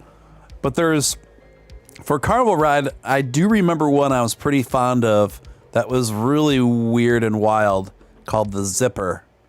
Are you familiar with the Zipper? Yeah, I feel like we've got one of those at Wonderland, and it's called the Fly. And it's like it does like really sharp turns. Not entirely. No? I just Google image the Zipper ride and let me know if it looks familiar to you. Okay, yeah. I know what this one is. Yeah.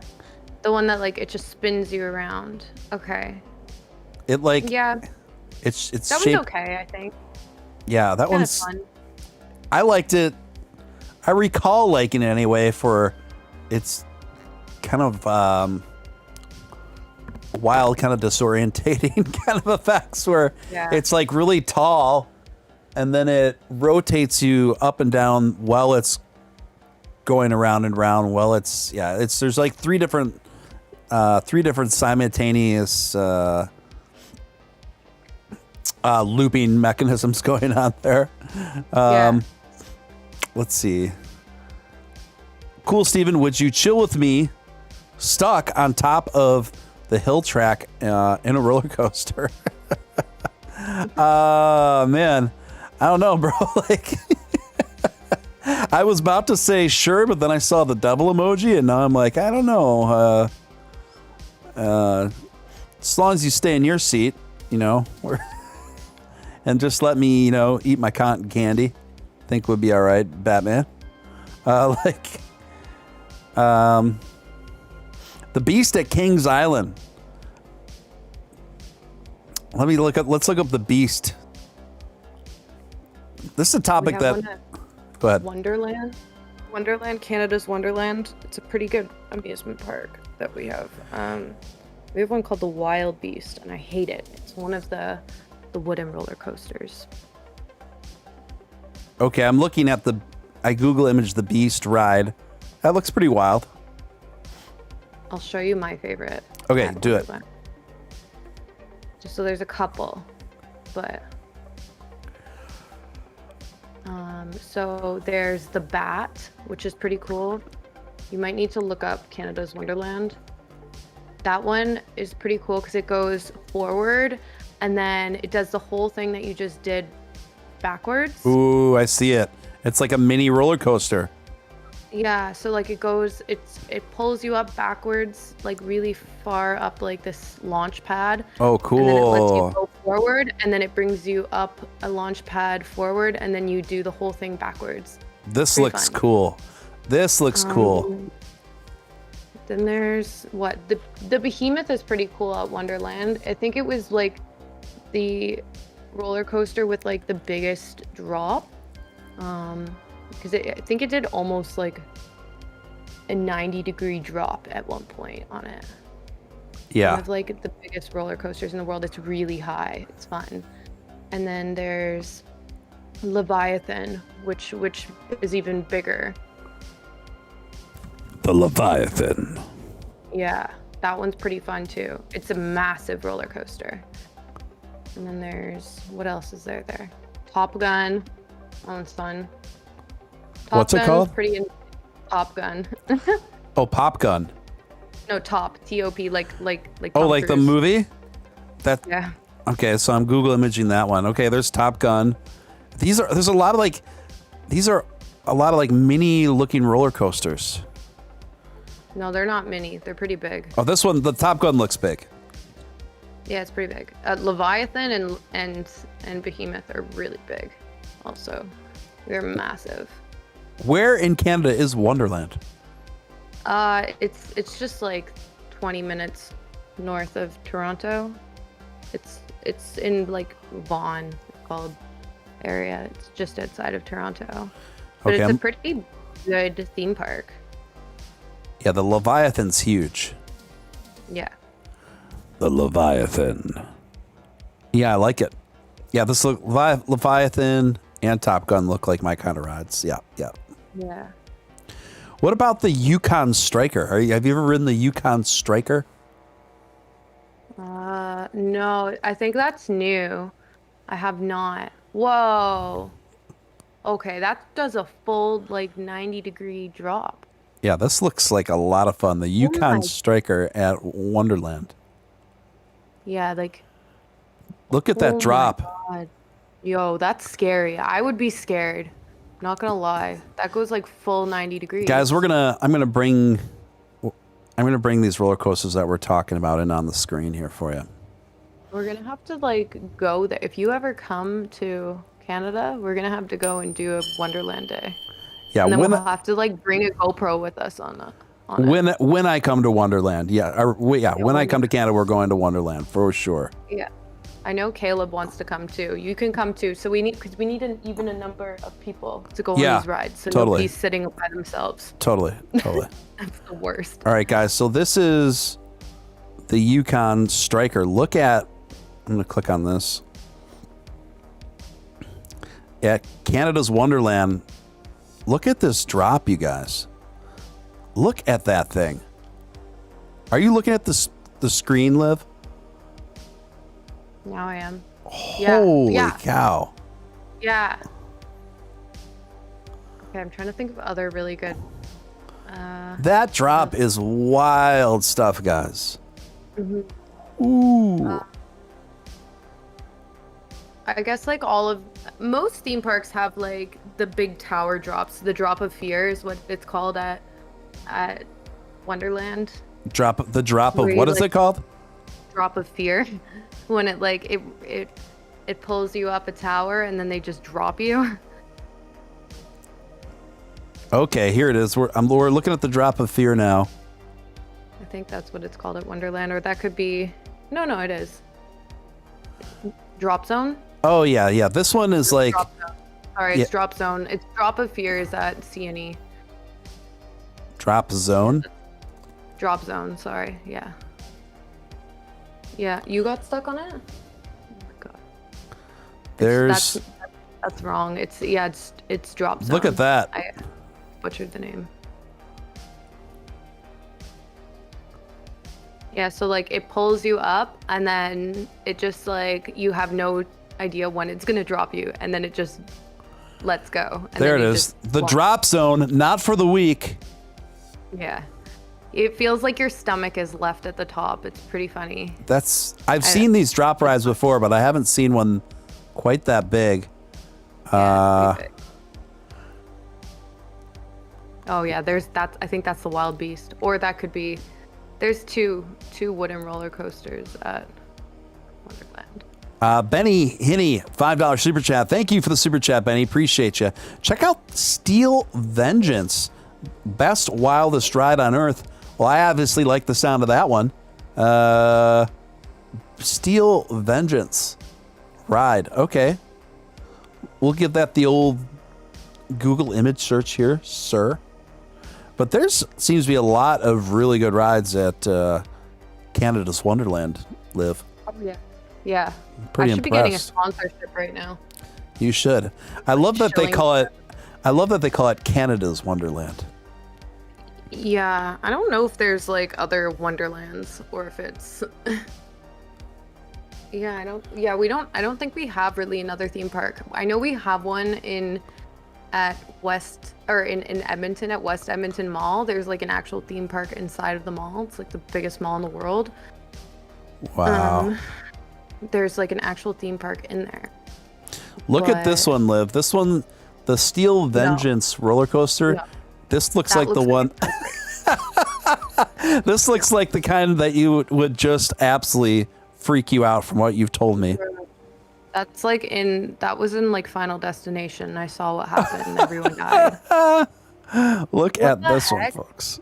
You have to want to die so bad to go on something like that. Like, what the heck? This one is, look at that. Look at that. Yo, are you getting winder. an ad coming up for McLaren's right now? Yeah, just from us talking about it. Listening to us? I know, that's freaky. I got one too. What the heck? Okay. Yeah, the Steel Vengeance looks pretty intense. Liv says no go on Steel Vengeance. She will not do it. Never. You couldn't pay me to go on that. Look how big this thing is, though. Look at this picture. No way. Not a chance. It's in Ohio. Just give us a big picture. Okay, yeah, of course it's in Florida. The thing is so big. Look how big that thing is. It wants to break so bad. Opened in 2018. It looks like it was made like 40 years ago, 50, 60 years ago. Not a chance. It looks super old school. Okay, let me find other good rides. Yeah, I like this topic. Me too. I like this topic too. Now I want to go to Wonderland, but I think it's closed. Okay. I'm trying to think of these rides now.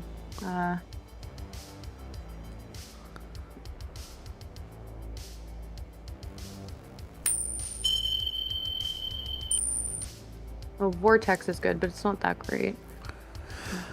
The Vortex. Batman versus Deadpool, $2. Thank you, man.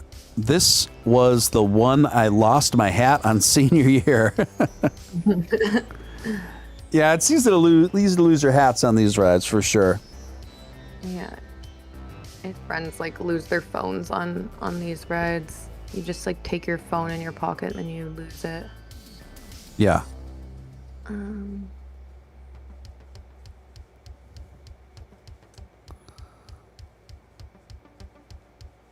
Which one are you looking up? I don't know. I'm just going through like what all the craziest. I haven't been there in like maybe 3 years, 4 years. I think the last time I went there was like 2016, and I wore a Harambe shirt, and everybody was staring at me. And yeah, everyone's staring at you for your Harambe shirt. Harambe shirt. Yeah, I'm like, why are you like stop staring at me? I kind of miss the Harambe movement. Man, Harambe, it's still with me. I mean, everybody else left Harambe. I still mourn. I have a bunch of Harambe swag. Do you have a D's out for Harambe shirt? No. Oh no, but I did make a sign, and I made like a giant poster, and I went to League of Legends like Worlds in 2016, I think it was. What? They held it in Toronto. It was like a giant event for like League of Legends. I play League of Legends, and so my friends and I went, and we made a D's out for Harambe sign, and I think we were like first or second row. And we had to sneak it in, and it got taken away, but we were like shot up on like the big screen, like momentarily. It was good stuff. Good content. It's probably stuttering a bit, but I got a POV of Steel Vengeance on the screen right now. Oh, is this oh god, yeah, no. Not a chance. It literally looks like it's gonna break. Yeah. How is that legal? Here it goes. Also, here's the drop. These will like burn down.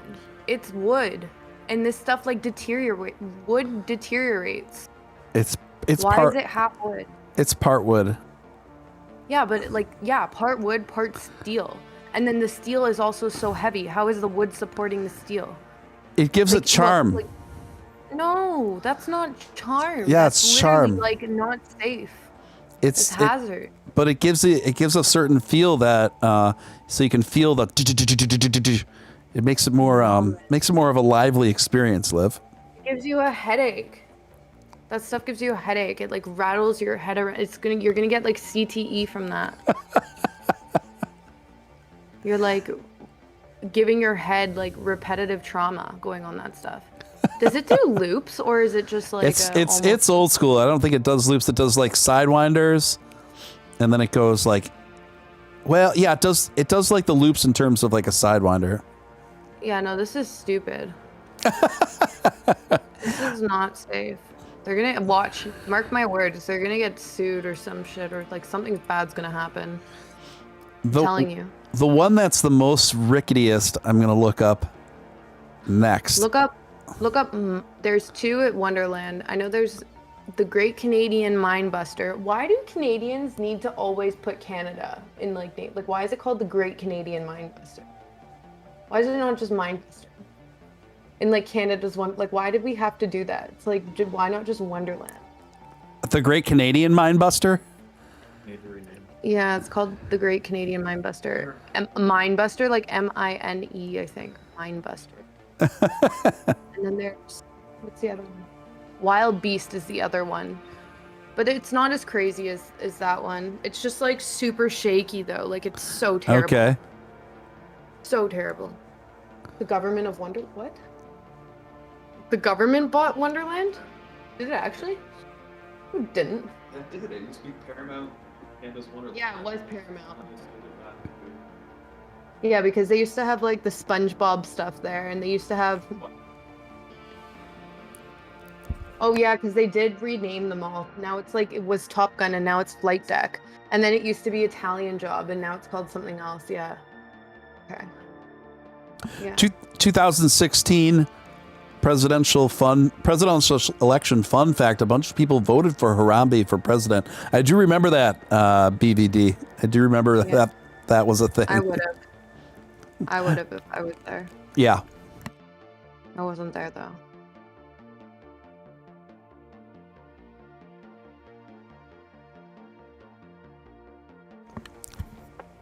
Slayblaze says, I rode the Magnum at Cedar Point like 20 times in a row over and over again. I bet you did.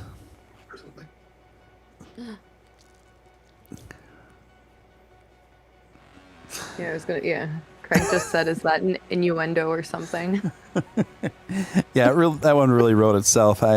Yeah, I wrote it over and over again. Over and over again at Cedar Point. It was so good at Cedar Point. Hey, Miss Liv, do you like MMA? Yes. Oh no. Next question. Who's your favorite MMA fighter? Okay. I feel like that's what it's going to be. Fastest roller coaster you've ever been on? Probably like Leviathan. I think that's the fastest one I've been on. I haven't been to many other like amusement parks. Okay. I went to Disneyland, but like I was so young that I didn't go on, or Disney World, whatever it is, the one in Orlando. Right. But I didn't really go on any of the rides because like I was scared of rides when I was younger. It took me a while to get over them. I understand, which is a great time for me to introduce you to Six Flags Great America's American Eagle, which is almost all wood. It's been around forever. It's still going, and we're going to watch a POV of that one now, Liv. Oh, great. Yay. We can get this thing kickstarted. Like, why do they do wooden coasters? Like, it doesn't... We have the technology. Oh, it's lagging. We might not be able to get this thing going. We'll see. Oh, this sucks. I'm really into these, getting really into these POVs right now. Oh, I don't know. Okay, now it's doing something. Now it's catching up and being weird. It's crazy. Okay. Wow. Oh. Yeah, that thing looks like you're gonna like be like hitting the person next to you. Like your heads are gonna be hitting. Okay, now we're cruising. For whatever reason, it's lagged, and now it's like, now we're cruising. Oh.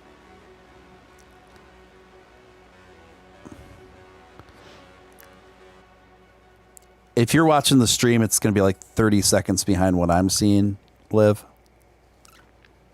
But this thing's all wood. This thing's all wood. I've ridden this thing. Like it's made out of cedar. It is. It looks like it's made out of cedar planks. It totally does. I've ridden this thing several times, too, in my life. Dude. No. It's a liability. Look at this thing, man. Look how rickety it is on the sides. I've been on these. This is like Wild Beast or Mindbuster. This is what it looks like. And then I've been on them once, and then I got the worst headache. Like my head was pounding after. Like I'm never doing this ever again. This is dumb. I think this is the big drop. I'm not sure. Yeah, and then they painted the planks to make it look like it's not cedar. Right. It's cedar. That's like, it's like balsa wood. That stuff's gonna like, it's gonna snap. Yeah, I think it's lagging pretty heavy on the chat, so I probably won't play it all the way through. Yeah, but they're at the top right now from that's what I'm seeing. They're at the peak. Here they go. It's all wood. Oh, it's buffering. Yeah, it's that my graphics card's getting way overloaded with this stuff, unfortunately. I don't have the big guns to be handling all this moving graphic stuff. Let's see. Yeah, but you get the idea. You get the idea. It's pretty wild. Yeah. No, I get it. Yeah, I've been on these. Like, I can't do them. I don't like them. I think, like, one, it makes me feel unsafe, and two, it's just, like, it's not fun because, like, then afterwards I have a headache and I don't want to go on anything else. Had a couple people in the chat are kind of, like, taking issue with you comparing it to balsa wood. Bruh, it's balsa wood. Did you see the color of that? It's not balsa wood. Come on now. Yeah, it is, sir. You go on that and tell me. It feels pretty rickety. I've been on it several times throughout my life, and it feels like. Yeah. I can't believe it's still going, honestly. I would describe it as pretty dangerous, frankly. Well, that's what I mean. Like, they don't seem like the most safe, but whatever. Roller coaster tycoon. Yeah, I'm just like making the tallest roller coasters. Lots of people died at Great America. What's that? Is that a theme park?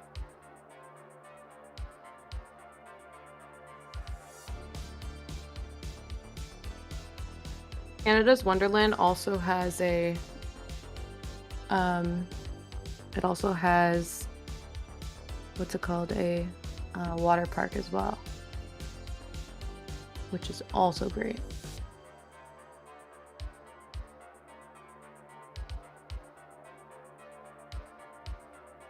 Can you hear me, Stephen?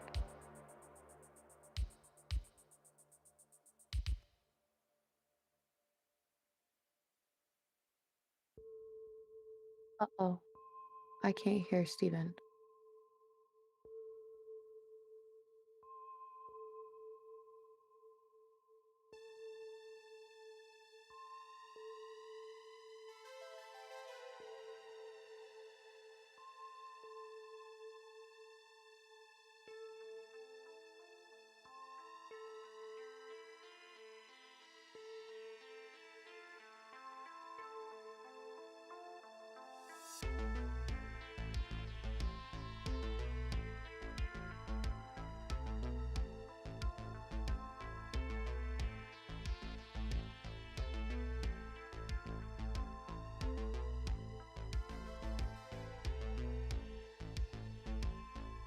Can you guys hear me?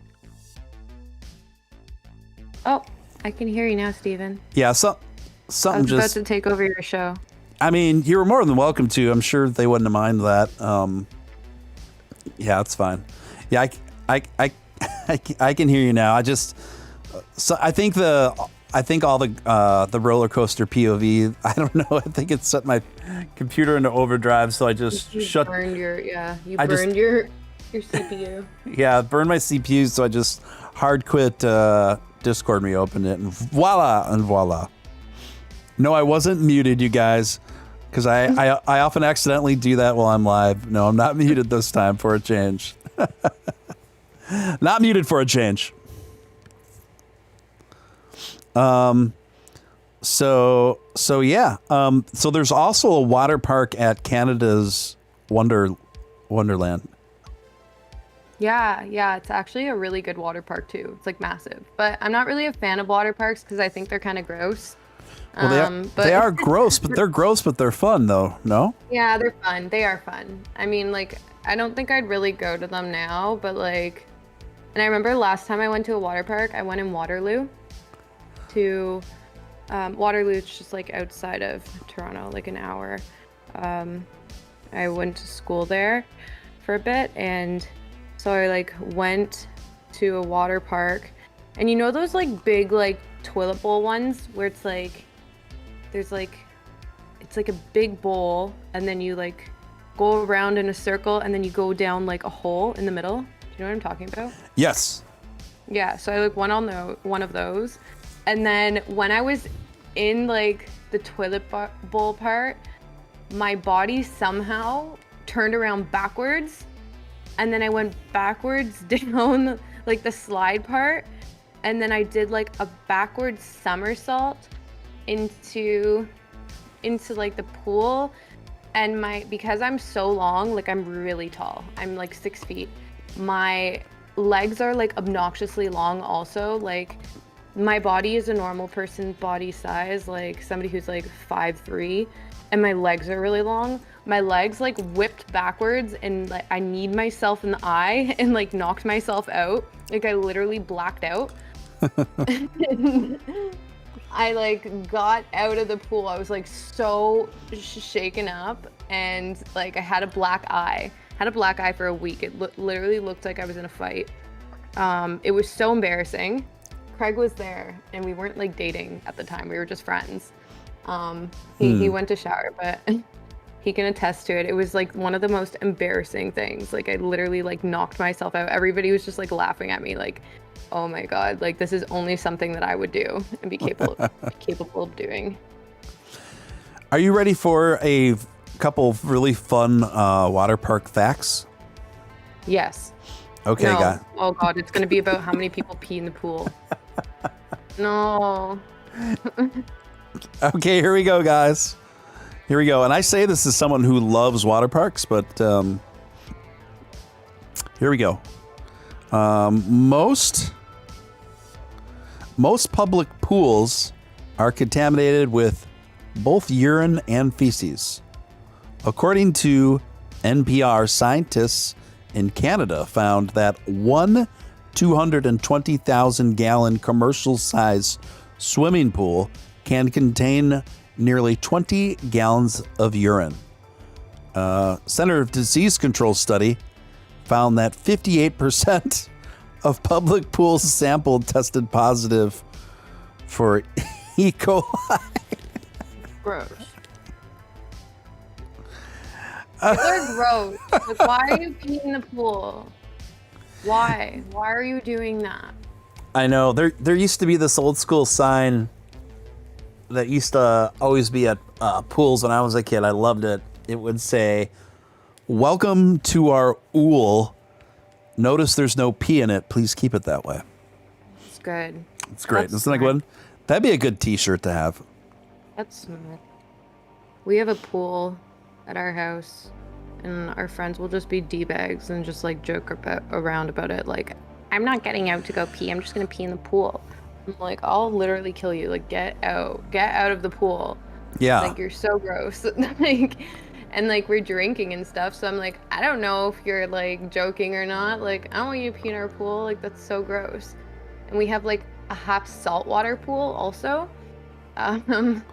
So like, there's not as much. It's like half chlorine, half saltwater. Some people will get out, but like, so gross. It's much easier than walking to the toilet. Of course it is, but like I'll pee in the ocean, but I'm not gonna go pee in a pool. It's like you're bathing in that, and then also like you're like, if you open your eyes underwater or whatever, like that's so gross. Like you're swimming around in your own pee, and then other people are swimming around in your pee. Doge, sir, you're part of the problem. You're part of the wee-wee epidemic, sir. Doge, sir. You're part of the wee-wee epidemic. Yeah. You know, don't South pee. Park episode water. Keep it in the ool. Keep your pee out of the ool, sir. Yeah. This is no laughing matter.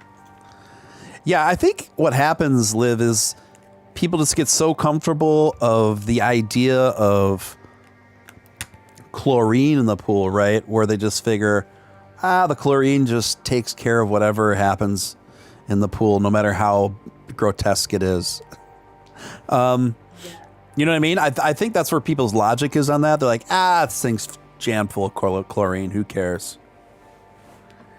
Batman versus Deadpool coming in, $2 super chat. Did you ever see South Park episode on Water Park? There's been so many South Park episodes for so many years. I'm sure I have come across it, but I'm not recalling it at the moment. What about you, Liv? Do you ever watch South Park? Yeah, I love South Park. Yeah, me too. Like, I've honestly watched so many episodes, and I feel like I can't remember the Water Park episode. Now I gotta look it up, but I've definitely seen it. So, South Park. I used to watch that stuff all the time. Or is it like is it a newer one? And not by new, I mean like within the past few years. Oh no, it's 2009. Definitely seen it then. I haven't watched like the newest seasons of it. It's definitely something that I need to watch. It's called Pee, is the episode. There's Cartman peeing in the pool. Oh my god. I'm gonna send you this, Stephen. the link.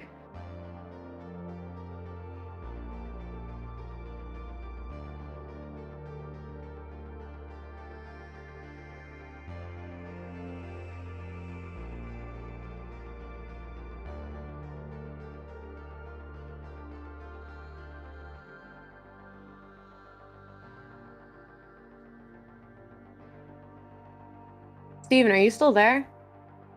I think we lost I'm here. Steven again. I'm here. Can you hear me? Okay. Okay. Oh God. Okay. Yeah, I can hear you. Oh God. Yeah. So obviously, About to take over. obviously, for obvious reasons, I can't play the snippets of the South Park episode on YouTube, but I can read the description of the episode. When P levels reach a critical stage at a local water park, chaos and disaster ensue. However, after the disaster, Cartman remains obsessed with the number of... I can't read the rest of the description of it. No, you can't. Yeah, you I gotta can't. stop it there. I can't. You gotta stop there. You're gonna get it canceled. Yeah, I do remember this episode now that I read the description of it. It's really funny. I do remember it, but yeah, you know, in the age where people are totally void of context and intention, I cannot read the rest of that episode synopsis aloud. Yep, I get totally canceled. Yep. Liv, what would you enjoy more, riding a jet ski or riding four-wheelers? Good question. Isn't that a good question? I don't know. I like both are fun. I mean, I'm not doing that all the time. I used to do it if I'd go to like my friends' cottages and stuff, but like I don't have any of those myself. Craig and I have a cottage, but we're not on the water, so we don't have a jet ski or anything, but we should get a quad. I think it'd be fun. I would probably say the 4x4 because I feel like I have more control on it. Yeah. Like, the jet ski is really fun though, but it gets a little sketchy. Because like, I used to go like with friends and stuff and like ride on the back of them. We'd get like 2 or 3 of us on them to get more weight because then you can go off like bigger jumps and get more air. Right. But then also like if you're not on properly, like you can all like hit each other, and I fell off the back of one time like really badly, and I'm surprised I didn't break my leg. I like fell onto like the actual back of the jet ski, or like or Sea-Doo is like what it's called here. Okay. And it was so bad. My leg was so bruised. Like I'm like actually I was shocked that it wasn't broken. So I feel like it's a little more dangerous, but I guess quads can be pretty dangerous too. Yeah, for whatever reason, whenever I hear people talk about jet skis, I think back to this skate punk band from the 80s that I used to listen to as a kid called the Dead Milkmen, and they had this song called "Everybody's Got Nice Stuff But Me," and some of the lyrics were great. They're always really hilarious, but some of the lyrics of this song were, "People in nice cars, how do they get them? I close my eyes and try to forget them. Went swimming, got hit by a jet ski. Everyone's got nice stuff but me. I want a new car. I want a jet ski. Everyone's got nice stuff but me." Yeah. So yeah, I've only ridden a jet ski twice in my life. 4x4 once. I guess between the two experiences, I would probably default to the 4x4. Yeah. So yeah, there's too many other factors with the jet ski.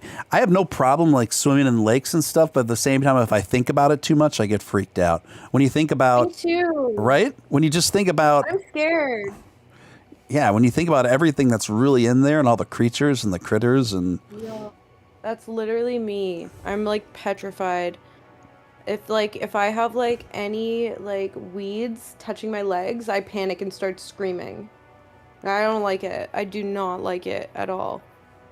Yeah. Shh, Luna. Is Luna your Doge? Yeah, she's my Doge. And what breed of Doge is Luna? Luna's a mutt. She was a stray from Mexico.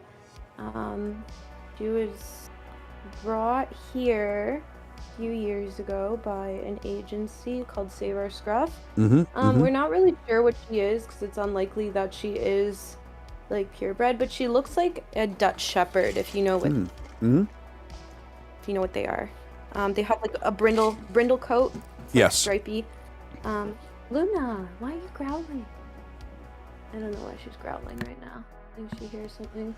But yeah, she looks exactly like a Dutch Shepherd, but I don't think she is a Dutch Shepherd. Right. So she looks like a Dutch Shepherd, but is not a Dutch Shepherd. Yeah, because I mean, like, the likelihood of her actually being a Dutch Shepherd is very low. A lot of them are actually like, a lot of dogs, like stray dogs there in like the islands and in Mexico are brindle, like Luna is. Yes. So it's a pretty common feature for them to have. They've just been like mixed around with so many different dogs that they just come out with like a stripy coat. But right. I mean, she looks exactly like one, but she's definitely not. Uh-huh. So then how difficult was Luna to train? Honestly, she was very smart, but so I was out of my house for a bit. I moved back in with my parents just while I was going to school, and when we came back here, they have more dogs, and so their dogs are very barky. And now Luna loves to bark. Sure. And she was never a barker. Yeah, that's my only complaint with her. But she's a really good girl other than that. She wasn't that hard to train though. Gotcha. Yeah. So yeah, we're gonna have to plan a Canadian excursion with Kessler, myself, and Wonderland, and document the Wonderland adventure as thoroughly as you can without it interfering too much with the actual real time fun. But yeah, it would be great. Get a GoPro on the forehead. Someone needs to have a GoPro on the forehead, I think, for that. Yeah, I wonder if we can actually do that. I don't know if that's allowed because a lot of the roller coasters will film for you, but I feel like I would just sneak one on anyways, and then you just put it on while you're going up. That's what we usually used to do. We'd like bring our cell phones on. You're not supposed to, but we just like pull it up while we're going up, like to like before you take off on the roller coaster. Right. And you just pull it out and like film yourselves, but you're also risking losing your phone. But you probably somehow like swing it. CM Lamas, welcome. Steve for the president of El Salvador on a Twitter space. I think that's a responsibility I could handle. Doesn't sound that intensive. President of El Salvador on a Twitter space. The thing is, I don't really do Twitter spaces anymore, but when I do, I run them like a dictator. I only have a very limited number of speakers. I say what I want to say and I leave. I love it. I mean, that's the way it should be, kind of like you give people too much like power and then they just abuse it. Yeah, 100%. I think that's what we're seeing actually in a lot of the Twitter spaces and why they've gotten to be so cancer. Literally so cancer. Yeah, it's so toxic. Everybody's just trash talking each other. Everybody's like making up blatant lies and just making these random claims or just shilling like the worst products or projects like and then now they're like given this platform to do that and it's like it's just not a good idea. Just a recipe for disaster. Yeah, I don't really subscribe to the idea that giving everybody a public forum microphone is inherently a good idea. I don't think that's inherently a good idea. Yeah, I mean, like, if I think about it, I think that everybody should be able to, like, speak their mind, say what they want to say. Yeah. I might not agree with what they say, but I'm somebody that doesn't really believe in censorship, and Same. And I think, though, like, if they're using your platform, though, you should have a right of choosing what you want said on your platform. Because it's like, if somebody goes and spews, like, racist stuff, you're gonna probably revoke that mic. Like, you're not gonna let somebody go and do that. It doesn't mean you don't respect, like, people speaking their minds, but, like, that's not something that you condone, and you obviously do not want that coming off your platform, because that's, like, messed up. But, like, yeah, I don't know. It's hard, because it's like, where do you draw the line on what's being allowed to be said, and then it's well, but yeah, I mean, I hear you. I mean, I welcome people to start their own spaces, and if they put out content that a lot of people want to hear, that's fine. I'm just not gonna let just any random people that I don't know anything about, I'm not gonna platform them under my name and my space. I think that's now what I have occasionally let viewers of this show on to talk and introduce themselves. That's kind of different because at least I know what the common thread is, what their association to me is, you know. But just I've been seeing that's not usually how a lot of these spaces go, where we've been seeing people with somewhat bigger names, and then, you know, they'll platform just like a dozen randos, and it's never good. It's never a good outcome. Yeah. No,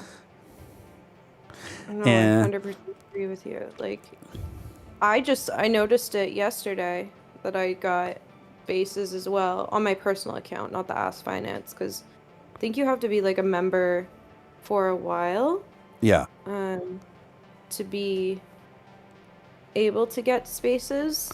Okay. I haven't tried it yet. I think you need or a certain done it amount of followers too, from what people are telling me.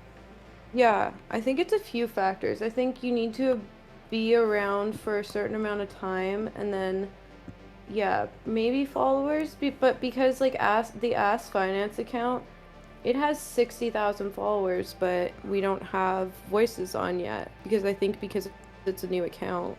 Right. But I'm not sure exactly. Yeah. I forget what the threshold is. It is for that, but it is Doge Leprechaun. I love that name. I think Twitter Spaces is dividing the community. Yeah, 100%, and that's another reason why I just kind of pieced out, because I was like, plus I was noticing all these, like, people had no idea who they were, there's a certain amount of people in the Twitter Spaces too, where they'll use content creators that have much bigger names than them as a catalyst to make a name for themselves by trash talking those content creators. And I'm like, yeah, I'm not going to give these people the satisfaction of that or the leverage of that to use my name for nefarious purposes, just so this person can make a name for themselves because they can't create content that nobody wants to see on their own, you know?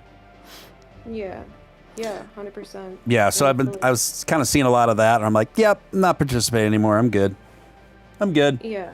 I love the community I have here. I love YouTube much better, much more than Twitter Spaces. Not to say that I won't ever do Twitter Spaces again. Like, occasionally I will, especially if it's with someone like Liv or a few people I trust, and that's fine. But You have to be careful on who you're letting speak, I think. But other than that, like, I like the idea behind Twitter Spaces.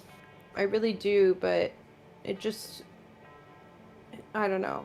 It gets, like, exploited, I think. People's platforms. Twitter Spaces are cancer. Yeah. Like, it's not always, though. Like, some of them are fun, and then, like, other times you go in, and then there's, like, projects with, like, maybe 100 holders of a token, will be like just trash talk another community Right. and be like, this community is bad, but hey, also check out our community. Yeah. Like, you're trying to like say stuff to get attention for them, but it's like, also if like that's what you're trying to say, like I don't know, how can you even take somebody seriously who's gonna do something like that? I don't know. Sure. Yeah. Also, I have a question for you. What do you think of the Doge boy Max OTG who ran up on at the Bitcoin Miami stage and screamed Doge to the moon? I mean, fine. I mean, I thought it was funny. I mean, I don't. I'm sure his.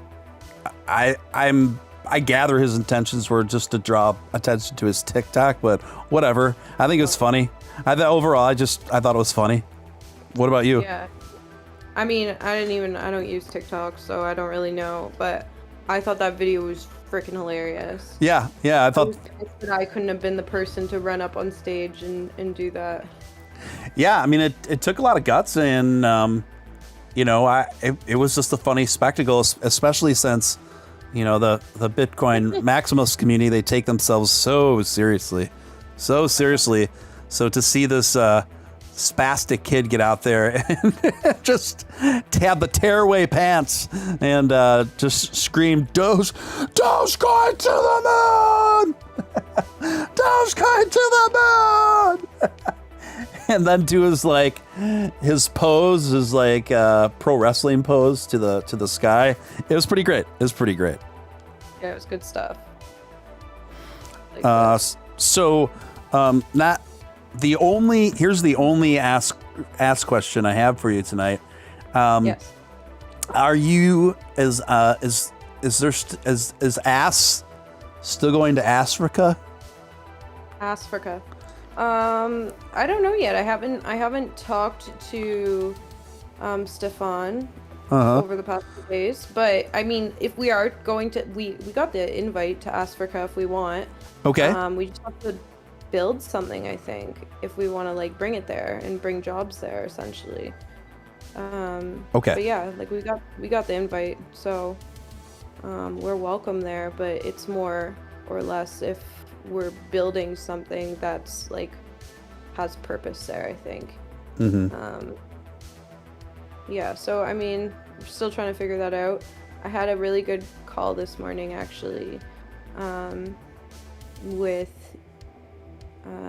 somebody who's really interested in helping us and trying to help us find our brand slash find, I think, our niche. Mm-hmm. He agreed with me and said a lot of the things that I really liked and about his company and how they try and orient them, how they try and orient it. And that's really how I feel about it all as well, in orienting the ass community.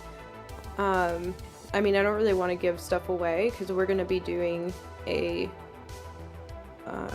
we're gonna do a meeting and then film it and post it online for content, and he's down to write an article with me as well and post it on their website, so it will be good. So I don't really want to give stuff away from what we chatted about because it will probably be out. I think we're gonna do a meeting together this week. Okay. And try and get it out soon. Yeah. You definitely know who the founder, or I don't really know if he's the founder, actually, because when I looked up the company, he's not the founder, but his company did start it. I don't really know. I'll send you who it is, actually. Okay. Yeah, let me know. Keep me posted on that. Yeah, you'll know who it is. Here, I'll text it to you now. Okay, cool. Awesome. Let's see. 12:30. Are we on the same time zone? I'm at about 12:30ish. I'm at 1:30. Okay, you're 1 hour ahead. Oh, wow. Really, Liv? Yeah. Huh. Well, yeah, that could... It's his business partner, of 8 years, who I spoke with. I'll send you the company name.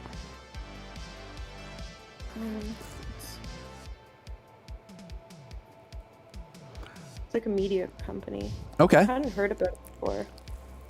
But it's really cool. Like from everything I looked into, it's really interesting because how they orient their media company, it's all done in a way where it's like everything is positive. They don't ever post like negative stuff on there, like negative like stories, like fear-mongering stories, and I really like that. Everything is very positive. So it's nice. Like that's like what we want to have in our community. Like I hate this stuff about people coming in and just like complaining, and I'm like, guys, this is supposed to be fun. Like we're not trying to like have a bad time and be worrying about things. Like it's supposed to be fun. I sent you the website. Okay, cool. Yeah, I'll check it out. Okay. Awesome. Well, got it, Liv. Cool. Well, I think I'm going to start winding this one down, guys. Liv, is there anything else you'd like to add before we wind down here? No, I don't think so. I think we like covered everything tonight. Yeah, we covered everything. Like really, we went from like roller coasters to feet to Heelys, Bitcoin maximalist to Crocs. to Heelys, Crocs. Yeah. Yeah, we really covered quite a gambit there. I think most of you guys already know where you can find Liv, but she's under Ass Finance on Twitter and Ugly Duckling. Ugliest duck. Sorry. Yeah. Ugliest duck. Okay. Ugliest duck on Twitter. I couldn't get that handle. I wanted that one, but the closest thing I could get was ugliest duck, and I was like, great, I'll take it. Ugliest one. The ugliest duck. Wow, that's actually more of a more of a definitive statement than what you went one step further. Yeah. Yeah, you really took it there. Yeah, ugliest duck, and AKA Ass Finance. Definitely give them a shout and a follow on Twitter and follow what Liv is doing. She's brilliant, and she's got and she's fun, and she's got a lot of great plans ahead of her. Isaac Steele, thank you for your $5 super chat. Alert! Doge opportunity to buy and hold. Rebought in today. Feeling Doge-tastic. Sliding edge. The holder may need a reappearance, brother. All right, Isaac, I appreciate that.